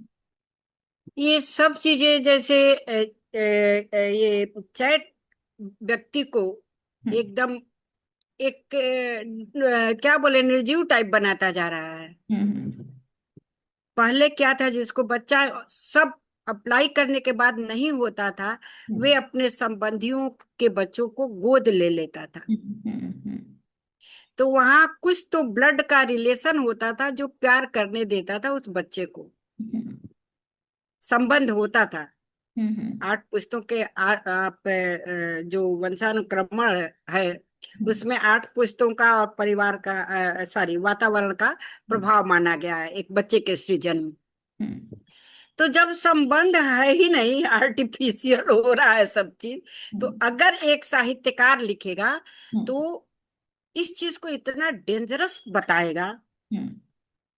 जब आपके संबंध ही नहीं है, हम्म। तो उस बच्चे को आप माँ और बाप जबरदस्ती बता सकते हैं। उससे तो अच्छा है कि किसी विदेश में भी इतने गरीब लोग हैं, हम्म। विदेश में भी बहुत गरीब लोग हैं, गरीब देशों से आकर के बस जाते हैं। हम्म। ऑस्ट्रेलिया का उतना मुझे नहीं है, हम्म। लेकिन अमेरिका और कनाडा की जो मैं बात बोली, तो काफी गरीब लोग आकर के बस जाते हैं। जी जी। आप एक मनुष्य के बच्चों को अडॉप्ट करिए ना, जिसके अंदर संवेदना है। हम्म। हम्म। समझ गए ना। हम्म। वहां देखिए, हम अपनी संवेदना को मारते चले जा रहे हैं। वो आईवीएफ की बात तो छोड़िए, हम्म। हम्म। विदेशों में कितनी है बुजुर्गों की संस्थाएं। जी जी जी। आपको काम ही चाहिए ना, कोई चाहिए ना साथ के लिए। तो आप अपने माँ बाप को तो साथ रख ही नहीं पा रहे हो, बच्चे से क्या उम्मीद रखोगे कि आपके साथ रहेगा, हम्म। है ना। जी जी। और वो साथ भी रहेगा तो आपको, जो आज बच्चों का हम देख रहे हैं ट्रेंड, हम्म। बाहर हो कि यहाँ विदेश हो कि देश हो, हम्म। वो खाना खाएगा क्या खा रहा है उसको पता नहीं है, क्योंकि मोबाइल चाहिए। हम्म। मोबाइल नहीं दिए तो क्या करेगा वो? हम्म। गुस्से के मूड में हो जाएगा। हम्म। फिर आप क्या खिला रही हो, कितना भी हेल्दी चीज खिला दो कि ये मेरा बच्चा है, ये मेरा होगा, हम्म। होगा क्या? वो 10 मिनट किस मूड में खा रहा है खाना? खून जलाने वाले मूड में। हम्म। जितना आप खाना नहीं दे रहे हैं उससे ज्यादा उसका खून जल रहा है। जी तो वो जी। बच्चा तो वहीं से मानसिक रूप से विकलांग होता चला गया। हम्म। हम्म। तो हमें देखिए, बच्चे नहीं खराब हैं, हम्म। हमारे युवा खराब हैं। क्योंकि आधा टाइम तो उन्होंने पुरानी परंपरा से सात्विक प्रेम पाया है, हम्म। जिसमें से अगर वो 100% ना माने, 50% ही मान ले, हम्म। पर वो तो देखे कि वो कितने परसेंट दे रहा है। चाहे वो गोद लेके ले रहा है या किसी भी थ्रू बच्चा पैदा करने की, एक कहाँ से मिली है उसको कि बच्चा एक चाहिए, आप बताइए। हम्म। हम्म। आगे की जनरेशन से ही तो सीखा है ना कि एक बच्चा रहेगा, हम्म। उसको जो हम कहेंगे वो करेगा। हम्म। बीमार पड़ेंगे वो मेरा सहायता करे। क्यों लेना चाह रही हैं? क्यों बच्चा पैदा करना चाहिए? क्या है बताइए आप। हम्म। तो पहले तो ये जनरेशन से के दूर होना अलग बात है। हम्म। और संवेदना क्या है? जोड़ता है एक दूसरे को। हम्म। जब संवेदना ही मर गई, हम लोग बाहर आए, हम्म। और बाहर आने के बाद घर से नाता नहीं टूटा। हम्म। ये होता था कि छुट्टियां कब वो बच्चों को लेके गांव जाएं। हम्म। मन में एक ललक थी कि गांव जाएं, जुड़ाव का एक भाव था। गांव से मतलब गांव नहीं है, जी जी। एक आदमी से जुड़ाव है कि मम्मी है, पापा है, ससुर है, सास है, जो भी था। तो हम्म। ये सब चीजें मुझे हंसी आती है। लोग स्पेस चाहिए, स्पेस चाहिए करते करते। हम्म। पहले तो सास ससुर से स्पेस चाहिए था, ठीक है भाई नौकरी पर अकेले रहो, हम्म। आएंगे कभी कभार, नहीं आएंगे, जो होगा देखा जाएगा। हम्म। अब खुद में स्पेस, वो भी स्पेस चलो कुछ हद तक ठीक है। पति का दिमाग अलग है, वाइफ का दिमाग अलग। अब स्पेस किस में हो गया? बच्चों के साथ। जी जी। क्यों 4 बच्चा हो, क्यों 2 बच्चा हो, एक भी ना हो, है हम्म। ना? दोनों के टकराव से अलग हम इसके थ्रू बच्चा पैदा कर ले, वो हमारे ही पास रहेगा। क्या हम्म। गारंटी है उसकी? सही बात तो है। आज जो है, हम्म। हर एक युवा अगर देखा, हर एक युवा तो नहीं मैं बोल सकती हूँ, क्योंकि अभी भी भारत में या विदेश में भी ऐसे परिवार हैं हम्म। जो संबंधों के महत्व को समझते हैं, भारतीय संस्कृति के महत्व को समझते हैं और उसमें रमे हुए हैं। जी जी। तब ये सृष्टि बची है। जी अदरवाइज ये जो एडवांस लोग है जी। ना, इन ये सृष्टि का विनाश करने में कुछ छोड़ नहीं रहे हैं। जी जी जी। जब बच्चा ही नहीं होगा तो बताइए डॉक्टर कौन होकर के उनका इलाज करेगा? पैसा। सही बात है, सही बात है आपका। बुढ़ापे में हम लोग के पास बहुत पैसा है, अगर कोई न रहे, हम्म। इवन भगवान काम वालियों को तो बहुत बहुत धन्यवाद देना चाहिए। जी जी। वे हाथ पांव हैं। बिल्कुल बिल्कुल। कुछ दिनों में तो आदमी ताला ही नहीं खोल पाएगा, पैसा तिजोरी में रह जाएगा, बैंक में रह जाएगा, कौन लेके जाएगा, कौन लेके आएगा? आप बताइए कितनी विभत्स मानसिकता बन रही है। अब सुना है और रोबोट जो आज हमारी स्थिति है, वो स्थिति नौजवानों की भी होने वाली है। ये तो एक शाश्वत सत्य है। जी जी। तो इसलिए हमारी संस्कृति ये समझाती थी कि माता पिता देवता हैं, गुरु देवता है, ये है। इसमें बहुत बड़ा रहस्य छिपा था। जी लेकिन आज की जनरेशन ये सोचती है कि अरे ये तो अपने स्वार्थ के लिए हमको समझा रहा है। नहीं, वो आपके हक में है कि आगे वाला जनरेशन समझेगा कि ये अभी तो हम लोग बड़े सुरक्षित हैं। जी जी। क्योंकि अभी काम वालियों में भी विश्वास है, उनको पैसा दो तो आके सेवा सत्कार कर जाते हैं। और गवर्नमेंट भी इस तरह से पंजीकृत काम वालियां होती हैं या काम वाले होते हैं जो कि कर देते हैं। जी तो जी। अब कहाँ चला गया जमाना? कुत्ते को 24 घंटे गले लगाने में। कुत्ता ये नहीं हम बोल रहे हैं कि वो जानवर है, उसको क्यों नहीं गले लगाया जा रहा है, उसको भी गले लगाइए। लेकिन जो आपको इस स्थिति तक लाया कि आप उससे बात कर सकते हैं हम्म। कड़क आवाज में या मधुर आवाज में, हम्म। तो वो चीज तो समझनी होगी ना। जब तक वो सब चीजों को नहीं समझा जाएगा, लेखक क्या लिख रहा है आप बताइए? जी जी, यही चीजें तो लिख रहे। लेखक संबंधों की ही तो चर्चा कर रहा है, समाज की चर्चा कर रहा है, चाहे वो देश हो या विदेश हो। बिल्कुल बिल्कुल बिल्कुल। अगर उसकी चर्चा नहीं कर रहा तो साहित्य का कुछ मतलब ही नहीं है। वही जब दर्पण कहा ही जा रहा है तो वो तो लिखेगा ही इन चीजों के बारे में, और वो लिखना पड़ता ही है उसे, क्योंकि वो यही देख रहा है, जी। वो इन्हीं से चीजों से, इन्हीं बातों से घिरा हुआ है। तो मीरा जी, मैं एक बात पूछना चाहूंगी आपसे कि सामाजिक कार्यों में आपकी भागीदारी कैसी रही है, और साहित्य से उसका क्या संबंध है? तो देखिए, सामाजिक कार्य जो है, मैं तो मतलब बड़े स्वच्छंद तो नहीं बोल सकती हूँ, एक बड़े ही खुले दिमाग की हूँ। अब छोटी सी कविता मैंने सुनाई थी, 18-19 साल की उम्र की। अगर उस चीज को एक बड़े रूप में हम दे देते हैं, कहीं वहां हम एक गोष्ठी कर लेते हैं, होती थी, पंचायतें होती थी, वहां लोग बोल देते थे कि देखो इन्होंने ऐसे हमारी बेटी को कह दिया, इन्होंने क्या देखा है, उनको बुला करके समझाया जाता था कि इस तरह के अभद्र काम मत करिए। और ये सब घटना मान लो कि मेरे ही ऊपर अप्लाई हुई हो, तो लिखा जाएगा कहीं साहित्य में। एज इट इज नहीं लिखा जाता है, लेकिन समाज में जहां भी बुराई चल रही है उसको लिख देते हैं। अब मेरी काम वाली आती है, मैं कंप्यूटर में लगी रहती हूँ, बोलती है आंटी आपको क्या काम है, आपका पूजा हो गया, खाना हो गया, अभी क्या काम है। मैं बोलती हूँ मैं उसमें लगी रहती हूँ। बोलती क्या लिखती हैं। मैं बोलती जो तुम झूठ बोलती हो ना कि आज मेरी बेटी बीमार हो गई और मैं नहीं आऊंगी, तो वो जो ये चीजें हैं यही मैं लिखती हूँ। अब देखिए वहां उसको मैंने सामाजिक चीजें क्या सिखाई कि झूठ नहीं बोलना चाहिए, तुम छुट्टी ले लो, ऐसे ले लो, क्यों बेटी को बीमार डाल रही हो। और मैं रोड चलते भी अगर मुझे कहीं अन्याय दिखाई देता है, संस्था तो खोली हूँ, वो साहित्यिक और सांस्कृतिक संस्था है, लेकिन इस तरह के छोटे छोटे सेवा कार्यों में एक स्टैंप लगा के मैंने अपनी कोई संस्था नहीं खोली है। पर मैं आपको बताऊं, अगर किसी को आधी रात को भी जरूरत हो और फोन कर दिया तो मेरी नींद टूट जाएगी। और जितना भी हो पाए, अभी एक टेलर था, जाते थे हम जहाँ, उसके पेट में अपेंडिक्स था। अब टेलर उतना कमा नहीं पा रहा है कि बॉम्बे जैसे जगह में 1.5 लाख रुपया खर्च कर पाए। अब चूंकि मैं टीचर थी तो हमारे पास सब तरह के पेरेंट्स होते हैं, और एक विचारधारा अलग होने के कारण मेरा एक अस्तित्व अलग ही है। तो मेरे पास थे डॉक्टर, और जब मैं गई तो बोले आंटी मेरा ये है, अभी मैं नहीं कर पाऊंगा, मैं सोच रहा हूँ कि करूँ, नहीं हो रहा है। मैंने वहीं उस पेरेंट्स मीटिंग के वो हेड भी बने थे, अच्छे डॉक्टर थे, फोन किया कि भैया ऐसी ऐसी बात है, अगर आप इसका थोड़ा फीस माफ करा दें तो इसका ऑपरेशन हो जाएगा। और मैं चुपके से चुपके क्या, किसी को बताने की खास जरूरत भी नहीं है, प्रभु ने हमें दिया है अर्थ कि मैं किसी की सहायता भी कर सकती हूँ। मैंने धीरे से उसको कुछ पैसे भी पकड़ाए कि ठीक है जाओ। उसका उन्होंने 10,000 रुपया माफ करवा दिया।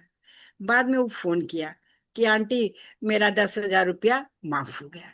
तो मैं नहीं मानती हूँ कि केवल संस्था खोली जाए, वहां बंधा जाए, कोई आए तो उसकी सहायता की जाए।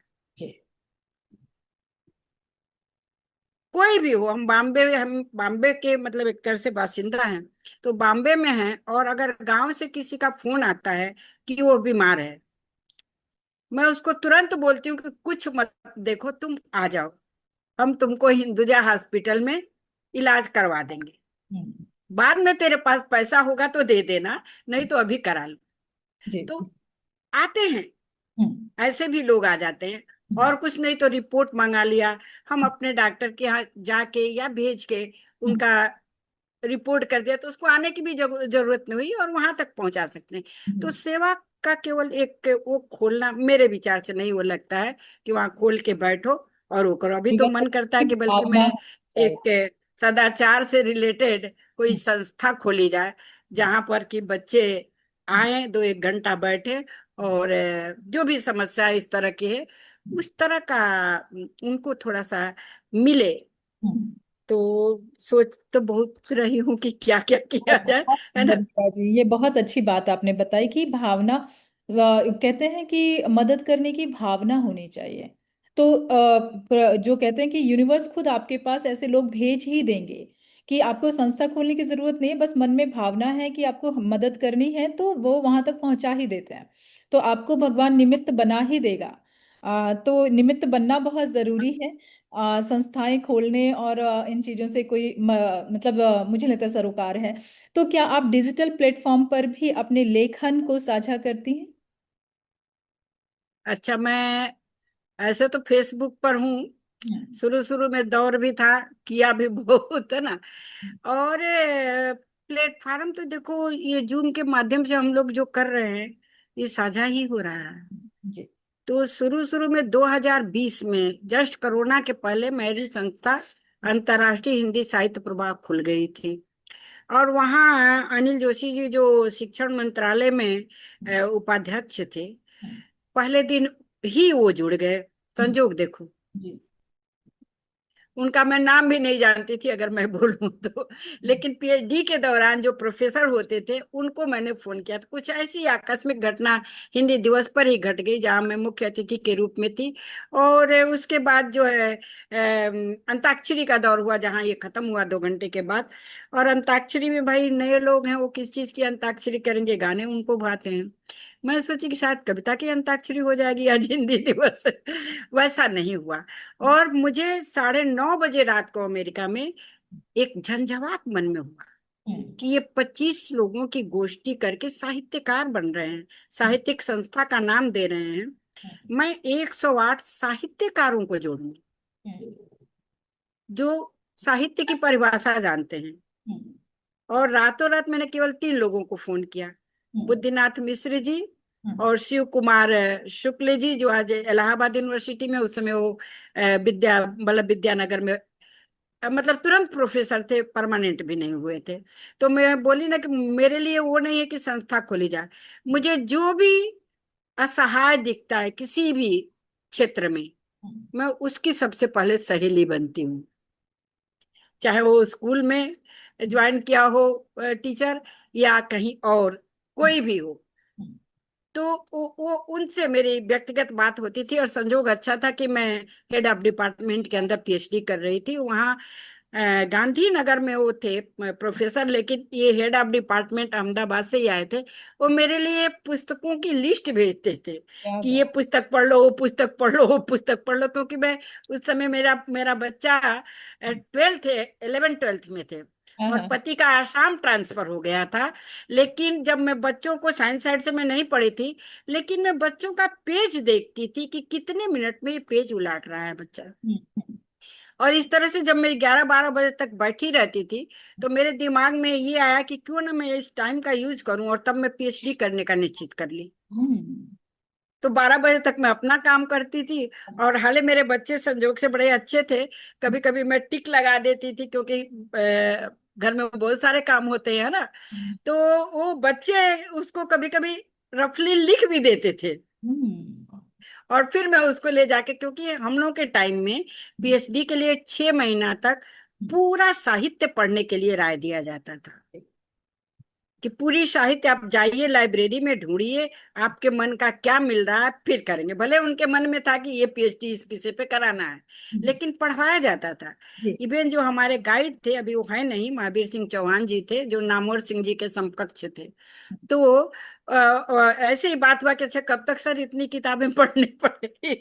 बोले जब तक आपको नौकरी नहीं मिल जाती है, तब तक पूरे किताबों का आपका ज्ञान होना चाहिए, हर हम्म। विषय का। हम्म।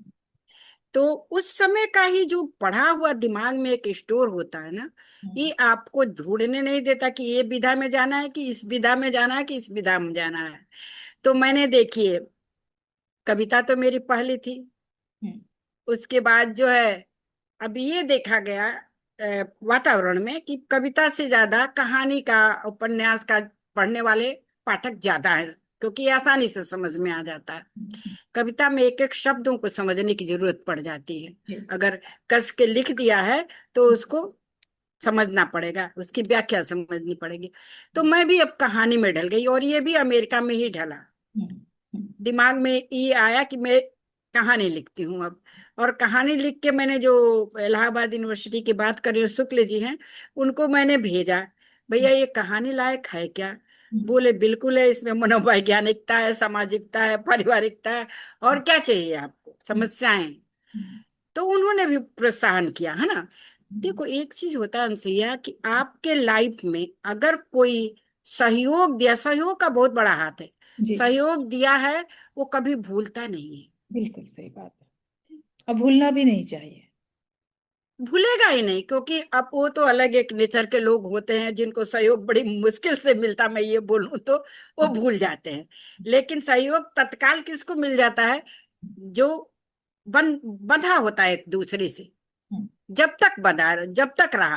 हम्म, मैं तो मैं सहयोग की बात कर रही थी कि देखिए, सहयोग मजबूरी में भी आदमी देता है, लेकिन उसमें सहयोग की मात्रा कम होती है। हम्म, लेकिन जो हृदय से सहयोग की जो परिभाषा है, हम्म, उस मूड में अगर आदमी सहयोग मांगता है और देता है, मांगेगा भी कब? हम्म, जब उसके साथ संबंध होगा। हम भगवान से क्यों मांग लेते हैं बिना हिचक? बिल्कुल। क्योंकि उनका हम कभी अनादर नहीं करते हैं। और बिल्कुल। आप एक चीज देखिए, जो लोग अनादर करते हैं वो वहां खड़े भी नहीं होते हैं। जी जी। लेकिन उनको खड़ा तो होना ही पड़ता है। हम्म, अगर बहुत ज्यादा चोट लग गई है तो क्या कहेंगे? हे भगवान, जल्दी ठीक हो जाता है। हम्म, उस समय कहेंगे, लेकिन वहां भी वो सहयोग की भावना को अब उसी तरह से भगवान भी करेंगे कि इस मूड में तो तुम रहते हो, चलो अब आ गए हो दरबार में तो थोड़ा कर देते हैं। जी। खैर ऐसा भगवान नहीं करते हैं, मनुष्य हम लोग कर लेते हैं। तो सहयोग जो है हम्म, देने वाला। और ओ ऐसे तो कहा गया कि अगर कोई गलती भी कर दिया, आपका मन सहयोग के लिए तैयार रहना चाहिए। हम्म, हम्म, जी बिल्कुल सही जिसने जो कहा। किया वो करने दो, अपना कर्म करो। बिल्कुल बिल्कुल और बिल्कुल। प्रभु से मैं बहुत खुश होती हूँ कि मुझे इस तरह की बुद्धि डाले हुए हैं जी जी। कि अब अपना कर्म निभा जाए। ऐसे इंसान हूँ, कभी कभी मूड आता है कि उसने नहीं किया, किया जाए कि न किया जाए, ये भी होता है ना, भावनाएं आती हैं। बिल्कुल बिल्कुल। लेकिन फिर भी मन करता है कि सहयोग कर देना चाहिए। जी जी। क्या जा रहा है? आप मेंटली सहयोग कर दो, फिजिकली करने लायक हो तो करो। बिल्कुल बिल्कुल, और मैं मानसिक शारीरिक यहाँ जैसा तक के बने। जीवन में हम्म, जिसका भी पढ़ा है, हम्म, मैंने मन से तो सहयोग किया ही है। हम्म, धन से कितना कर पाती हूँ उसकी मैं गारंटी नहीं दे सकती हूँ। जी। लेकिन मेरा मन रहता है कि जितना मेरे पास सामर्थ्य है हम्म। उसको मैं वहां तक कर दूं। बहुत खूबसूरत, बहुत सुंदर मीरा जी और की पुस्तकों की भावनाएं। बात थी किस विधा में, तो मैंने देखिए अ, कविता लिखा, कहानी लिखा, उपन्यास, वहीं पर अनुभव की पराकाष्ठा शुरू हो गया था पहले ही दौर में अमेरिका में। और उसके बाद यात्रा वर्णन मेरी दो हैं, वो भी संवेदना को लेके, मानवीय वैश्विक संस्मरण और मानवीय संवेदना। जी। और दूसरी पुस्तक आई वैश्विक यात्राएं और संवेदना केवल। हम्म, तो उस संवेदना में घुमक्कड़ प्रकृति तो थी नहीं, लेकिन ऐसी परिस्थितियां बनती गई कि भारत से अमेरिका और अमेरिका के बीच में जितने देश आए सभी देश आ जाते हैं। मैं आपको ये बताऊं, भारत से अमेरिका के बीच में सभी देश आ जाते हैं। जी जी। सिंगापुर होके भी जा सकते हैं, कहीं कहीं भी होके जा सकते हैं। हम्म, तो वहां पर जो है यात्रा वर्णन, हम एयरपोर्ट में आतंकियों के बीच घिर गए। ओह। ऐसी भी यात्राएं मैंने की। हाँ एम्स्टर्डम के आसपास में आता है ब्रुसेल जगह। हाँ हाँ हाँ। और वहां पर मैं लगभग 8-10 साल के बाद मैं साहित्यकार के रूप में गई, जहाँ की हम लोग पहली बार में 3 दिन तक आतंकियों के घेरे में कैसे कैसे रहे, एयरफोर्स के उसमें गए, है ना। तो हम्म, अब देखिए, जो घटनाएं हैं वो तो कभी ना कहीं घुस जाती हैं। हम्म, उससे आप बच नहीं सकते, अगर आपका लेखन वाला मन है तो। हम्म, तो उसका चर्चा करते करते, और फिर जब हम एक यूरोप यात्रा करके गए 44 साहित्यकारों के साथ में, 10 दिन तक हम लोग की यात्रा थी। और ब्रुसेल के एक होटल में पहुंचे खाने के लिए। ब्रुसेल नाम सुनते ही वो चीज हमारे दिमाग में कौंध गया। मैं होटल वाले से पूछी, भैया एक चीज बताइए, यहाँ कभी 15-16 के आसपास में आतंक हुआ था क्या? तो नाम में तो देखिए पाकिस्तान बदनाम है ही इसके लिए। तो उसके बाद वहां पर हिंदी का शिक्षण बंद कर दिया गया, कि उर्दू और हिंदी में खास अंतर नहीं। अब उनके समझ में नहीं आया कि वहां से हिंदी पढ़ने आए और हो गया।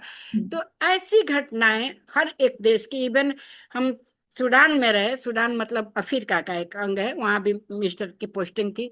और जब दोनों सूडान साउथ और नॉर्थ का बंटवारा हुआ और इतना भयानक वहां युद्ध हुआ कि सब टीवी उवी सब बंद कर दिया गया। अच्छा। तो उस जलवा का भी जो मलबा बोला जाए, हम्म, तो जो भी वहाँ गन बंदूक जो था, वो सब कुछ का दर्शन करने को मिला हमको, है ना। तो बिल्कुल। इस तरह से इतना अनुभव भगवान ने मुझे कराया है हर देश का, हम्म, हर लोगों के आने जाने का। अभी देखिए, मोरेसस से जब हम यहाँ अपोलो हॉस्पिटल में थे, हम्म। एक बंदा का एक्सीडेंट हो गया था जिसका कि पैर टूट गया था, निक के नीचे का। हम्म। और उसको दोनों तरफ से सीधा करने के लिए राड से स्क्रू करके टाइट किया गया था। उसको अब देख के मेरे को रहा नहीं गया। हम्म। मैं अब उनसे चर्चा करने लगी, भैया कहाँ से आए हो, क्या हो, कैसे है, कैसे आते हो। हम्म। बताया, हर बार आते हैं 50,000 रुपया लगा करके आते हैं, फिर चले जाते हैं। मैं उसको सलाह दी, अब देखो ये है सामाजिकता, हम्म। कि भैया आप आ जा क्यों रहे हो यहाँ पर, 25-50 हजार का एक रूम ले लो, 2-3 दिन ठहरो और जाओ, क्योंकि होटल में रुकने पर तो बहुत महंगा हो जाएगा ना। तो इस तरह से जहां लगता है कि थोड़ा बहुत मेरे ये बोलने से शायद इनका सहयोग हेल्प हो हम्म। जाएगा, हम्म। तो वो कर देने का। जी तो जी। ललित निबंध एक लिखा हमने, उसके बाद हम्म। यात्रा बढ़ने के बाद ललित निबंध हम्म। और शोध परक बहुत सारी पुस्तकें हमने लिखी। जी। गुदना जैसे विषय पर, गुदना मीन्स आज जो टैटू पूरे विश्व टैटू में फैला टैटू। हुआ है, जी जी। उसको भारतीयता का प्रतीक गुदना करके मैंने पूरे विश्व को समेटा। क्या बात है। और वो सचमुच में तो जो भारतीय आप आज इंटरव्यू था। ले अगर आप रही हो, बहुत पहले ही अगर हम देखें तो भारत में लोग कहते थे, मेरी दादी या बहुत सारे लोग जो गुदना करवाते थे कहते थे जब हम मर जाते हैं तो हमारे साथ कुछ नहीं जाता लेकिन ये गुदना जाता है। तो हम्म, ये जो प्रथा थी ये आज की नहीं है, ये बहुत पुरानी तो प्रथा ये है। क्यों बना है, ये क्यों जी। इनके मन में विचार आया? देखिए, जब अंग्रेज आए हमारे, अंग्रेज नहीं, मुगल आए हमारे यहाँ, तो राजपूत जो थे अपनी बीवियों को सुरक्षित रखने के लिए जंगलों में भेजते थे, राजस्थान के स्पेशली। हम्म। तो जंगल में वो इतने अंदर चले जाते थे लोग डर के मारे, कि हम्म। पत्तों पर रहना, भगवान को याद करना, पत्तों का गहना बनाना, है ना। तो हम्म। ये सब धीरे धीरे अलंकार कोयला वेला करके करने लगे, कि ये भगवान मैं ये कर रहा हूँ, वो कर रहा हूँ। पति कभी कभी राजस्थान में रह जाते थे। तो ये किताब, इस किताब में मैंने आदिवासी से प्रवासी तक का इतिहास लिखा, और एक एक आदमी से ऐसे साक्षात्कार ले करके उसका गुदना हम्म। साक्षात्कार, और उसको लिख करके फिर मैंने इस बुक को, 208 पेज की किताब है। क्या बात। तो ये गुदना के आपने बारे में मृदुल मैं कीर्ति थोड़ा जी सा का, जानना चाहूंगी कि गुदना मतलब इसकी क्या रहस्य है और ये पूरे विश्व में फैला हुआ है तो इसका ये सिर्फ क्या एक कला है या इसके पीछे एक गुड़ कहानी हाँ, छिपी हुई तो देखिए, ये इस पर मेरा 47 अध्याय है, 47 अध्याय। जी। उसमें सब है, लोगों का मत, और ये कला भी है, और ये अध्यात्म भी है, ये रहस्यवाद भी है, और पारिवारिक भी है, सामाजिक भी है, वैज्ञानिक भी है। हाँ आपको बताऊं, जब पैरों में दर्द होता है तो एक वह पेंचर करके शायद लोग कराते हैं, हाँ हाँ हाँ। तो वैज्ञानिकता से जुड़ गया। जी। वास्तुकला से जुड़ा हुआ है। हम्म। लोग जो हाथों पर एक चिड़िया बनाते हैं, वो हम्म। वास्तुकला से उसका संबंध है। हम्म। पारिवारिक संबंध है, पति का नाम लिखवाते हैं। सामाजिक संबंध है, माँ बाप का भी नाम लिखवाते हैं। हम्म। हाँ, और सबसे बड़ा जो भारतीयता का जो मैंने इसका नाम दिया, वो हम्म। है शाश्वत प्रेम। हम्म। आज विदेशों में एक ऐसा मुझे गुदना मिला, जो कुत्ते का पैर अपने पीठ पे गुदवा के रखी थी लड़की। तो किससे प्रेम कर रही है? शाश्वत प्रेम। हम्म। हम्म। प्रेम तो बहुतों से कर रही होगी, लेकिन कुत्ते से उसको इतना लगाव है कि उसका पंजा गुदवा के रखी। तो भारत संस्कृत का है क्या? शाश्वत प्रेम। मृदुल कीर्ति जी का पता नहीं आपने लिया है कि नहीं इंटरव्यू। तो मृदुल कीर्ति जी जो है, वेदों का हिंदी में अनुवाद करें, जी। कविता के। हम्म। तो मैंने उनको बोला कि ये गुण विषय वाली है, ये इसका पूर्व कथन लिख देंगी। हम्म। बोली, दीदी मैं ये लिख रही हूँ, आप लिख दीजिएगा।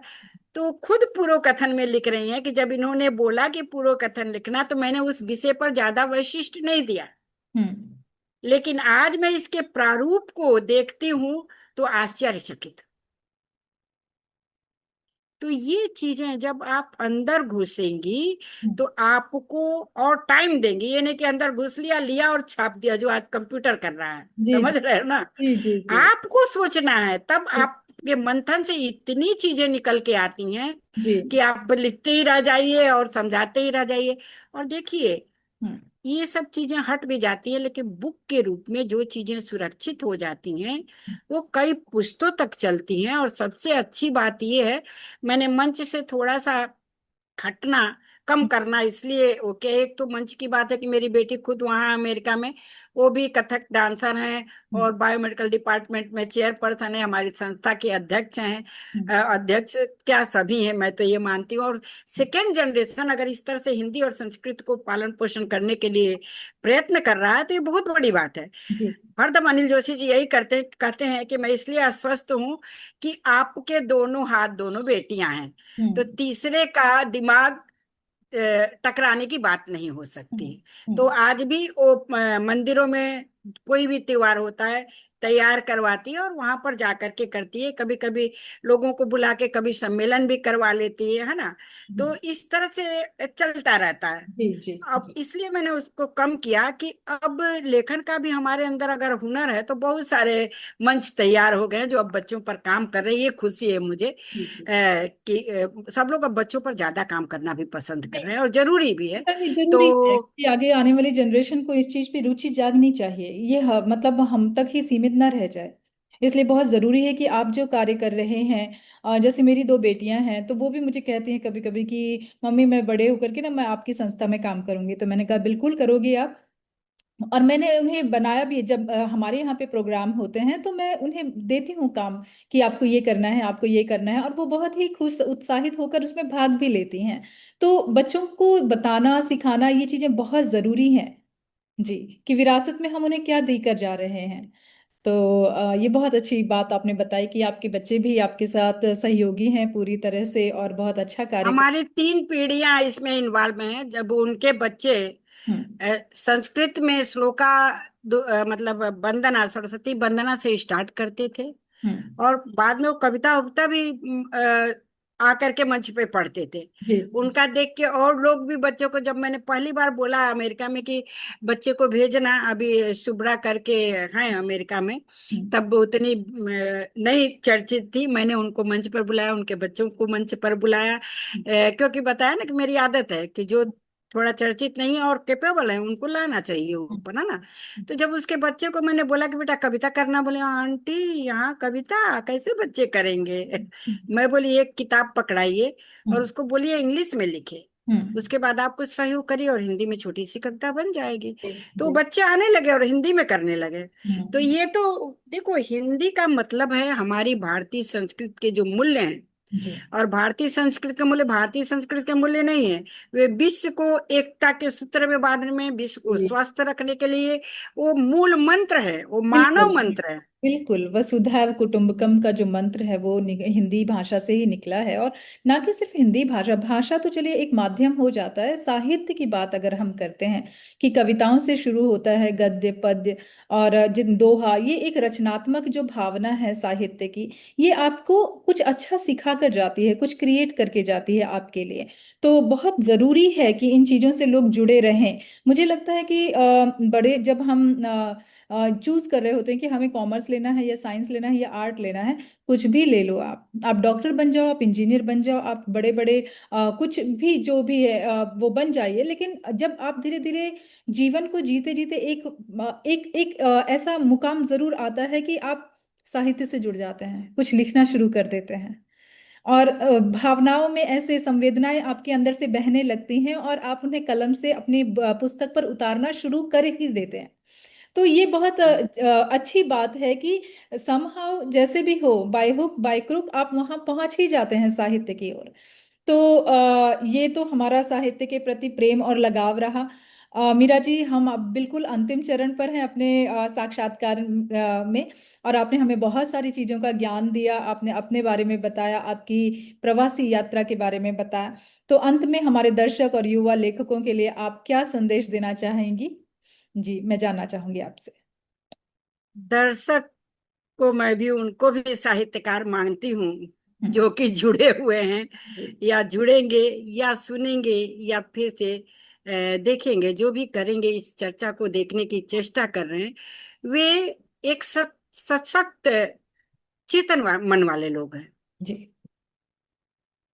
और सुनने के बाद उनको खुद भी रियलाइज होगा। दो चीजें हैं देखिए, एक तो प्रभु खुद मन उस तरह का बना के दिए होते हैं जी, कि आप चाहें तो लिखना नहीं छोड़ सकते हैं, आप चाहें तो अध्यात्म नहीं छोड़ सकते हैं।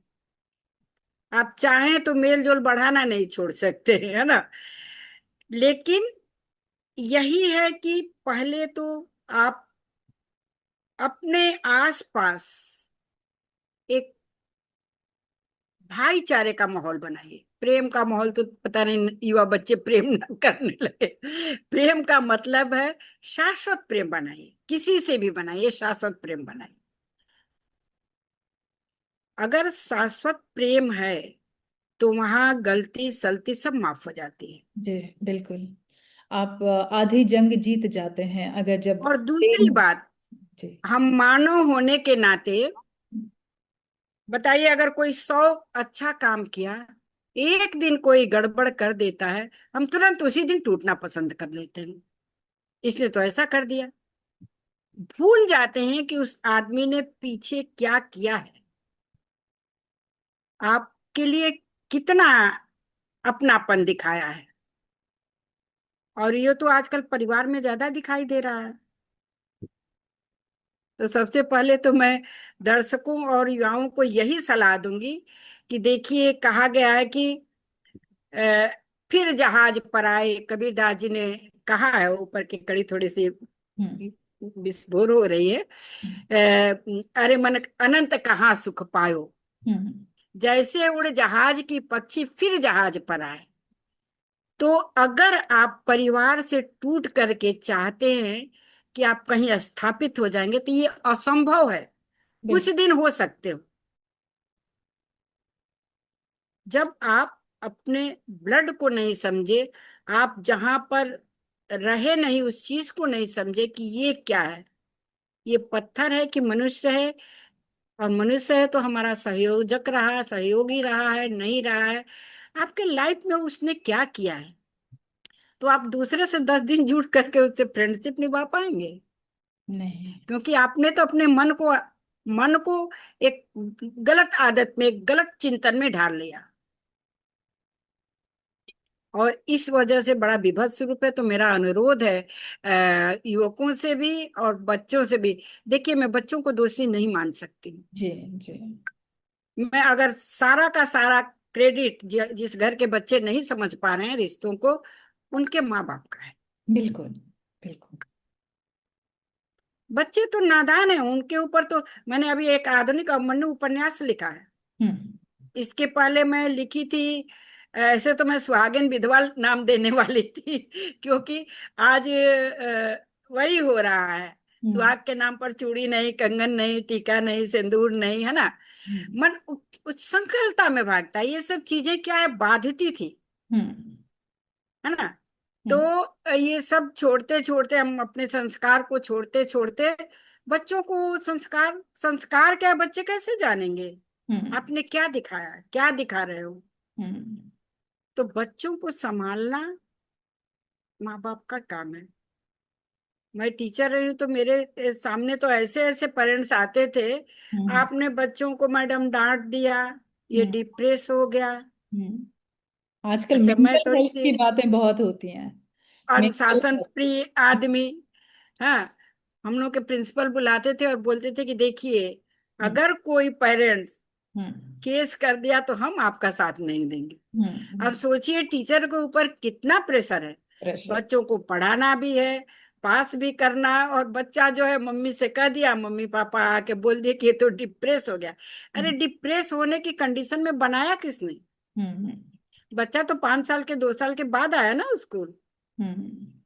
तो अगर आप डिप्रेस ना होने वाला बच्चे में ग्रोथ किए होते, तो बच्चा डांट को समझता कि क्या, क्यों डांटा जा रहा है। बच्चा होमवर्क भी ना करे, टीचर डांटे भी नहीं, तो कितना बड़ा दायित्व टीचर के ऊपर है। ये उस समय के गुरुकुल से भी ज्यादा डेंजरस बिल्कुल स्थिति है सही बात है। टीचरों के। सही। गुरुकुल में तो माँ बाप, अच्छा, क्यों गुरुकुल में पालन करते थे? क्योंकि माँ माता बाप वहां पिता नहीं। बोलते थे कि गुरु आपके माता पिता हैं, इनकी हर एक बात मानिए, चाहे वो सुदामा से लकड़ी तोड़वा लें, कृष्ण से लकड़ी तोड़वा लें, या मेड़ बांधना था, अगर आपको याद होगा तो, जी। कृष्ण जी। सुदामा की जी। कहानी में, कि जी। पानी बह रहा है धान के खेत में और पानी बहे नहीं, हम्म। गुरु जी डांटेंगे या गुरु जी को बुरा लगेगा। डांटना भी नहीं होता था तब। हम्म। बुरा लगने की बात बच्चे सोचते थे, स्टूडेंट छात्र सोचते थे, है ना, शिष्य सोचते थे। तो देखो ना, शब्दों के साथ साथ मन बदलता जा रहा है। जी। जी। पहले शब्द क्या था? गुरु शिष्य, हम्म। फिर शिक्षक और छात्र तक आ गया। हम्म। अब न जाने क्या क्या आ रहा है ना। मन में तो अध्यापिका आ रहा है, भले अभिभावक। दिया न जाए। जी। तो इस तरह से शब्दों का भी, शब्दों का बहुत बड़ा प्रभाव है। प्रभाव है जी, बिल्कुल। बच्चों का नाम देखो आजकल क्या क्या रखा जा रहा है। हम्म। और पहले के लोगों को देखो, जिसका जो नाम है उसके अनुसार वो आचरण भी कुछ हद तक करते थे लोग। बिल्कुल बिल्कुल। यथा नाम तथा गुणा। हम्म। कम से कम राम नाम रखने पर हम्म। पूरे परिवार, पूरे समाज, पूरे दूर तक के लोग एक बार रामराज नाम तो ले लेते थे। हम्म। हम्म। अभी तो सब गायब है। हाँ, तो हम्म। संबंध सबसे जरूरी है। मैं दर्शकों को बार बार इस बात के लिए जरूर उनसे अनुरोध करूंगी कि आप भारतीय संस्कृति क्या है उसको समझिए, जी। उससे रिलेटेड बच्चों को समझाने की कोशिश करिए। पहले कहानियों का दौर था, दादी नानी कहानियों के माध्यम से राजा के दायित्व को बताते थे, परिवार के दायित्व को बताते थे, अन्य भी चीजों को बताते थे। गलत करने पर भूत आएगा शायद बोलते थे ना। तो ये सब एक डर, एक, जब तक लज्जा और डर दो चीज बिल्कुल। व्यक्ति इंसान के के अंदर अंदर दोनों नहीं में से रहेगा, कोई एक चीज तो होनी ही चाहिए, या तो आप लाज शर्म से थोड़ा झुकेंगे, या तो आप डर से थोड़ा सा मतलब आगे नहीं डर बढ़। से, जी। है ना। तो डर तो छोड़ दो, दोनों शर्म चीजें को तो खत्म हो बचा के जाती रखो। हैं तो फिर मतलब वेग अवेग में बदल जाता है जी। अब तो आप अगर देखिए, मैं तो, मेरी एक कविता भी मैंने लिखी कि हम्म। आज धरा हो रही है प्यार से रिक्त, तो हम्म। इस रिक्तता में पीयूष कौन डालेगा। माँ उस बूंद को पीयूष बना के एक बच्चे का आकार दे देती है। हम्म। तो आज माँ जो ये भूल रही हैं कि हम क्यों तुम क्यों नहीं, इसकी वजह से खुद भी दुखी हो रही है, ऐसा नहीं है। क्या हम और तुम करने से दुख कम हो रहा है। जी जी जी। बिल्कुल, बहुत ही ये पारिवारिक दुख बात आप कह रहे हैं। कितने पुश्तों तक जा रहा है यो तो देखो। जी जी जी मीरा जी। तो चलिए, बिल्कुल, बहुत आप अच्छा जहाँ लगा तक पहुंच रहे आपने हैं आप पहुंचने की कोशिश कर रहे हैं, और परिवार की ऐसी वेदना को आपने उभारा है कि जिसके बारे में चर्चा की जाए तो वो बहुत ही लंबी जाएगी। और आपसे बात करने में बहुत मजा आया मीरा जी। आपकी बातें बहुत गूढ़ हैं और बहुत अनुभवी हैं, आपकी बातों में वो अनुभव छलकता है। तो हमारे मंच पर आने के लिए और यहाँ पर हमें बहुत सारी बातों के बारे में बताने के लिए, साहित्य के बारे में बताने के लिए आपका बहुत बहुत आभार और धन्यवाद। और बहुत बहुत आभार अंशु जी, और आप ऐसे ही साहित्य सेवा करते रहिए।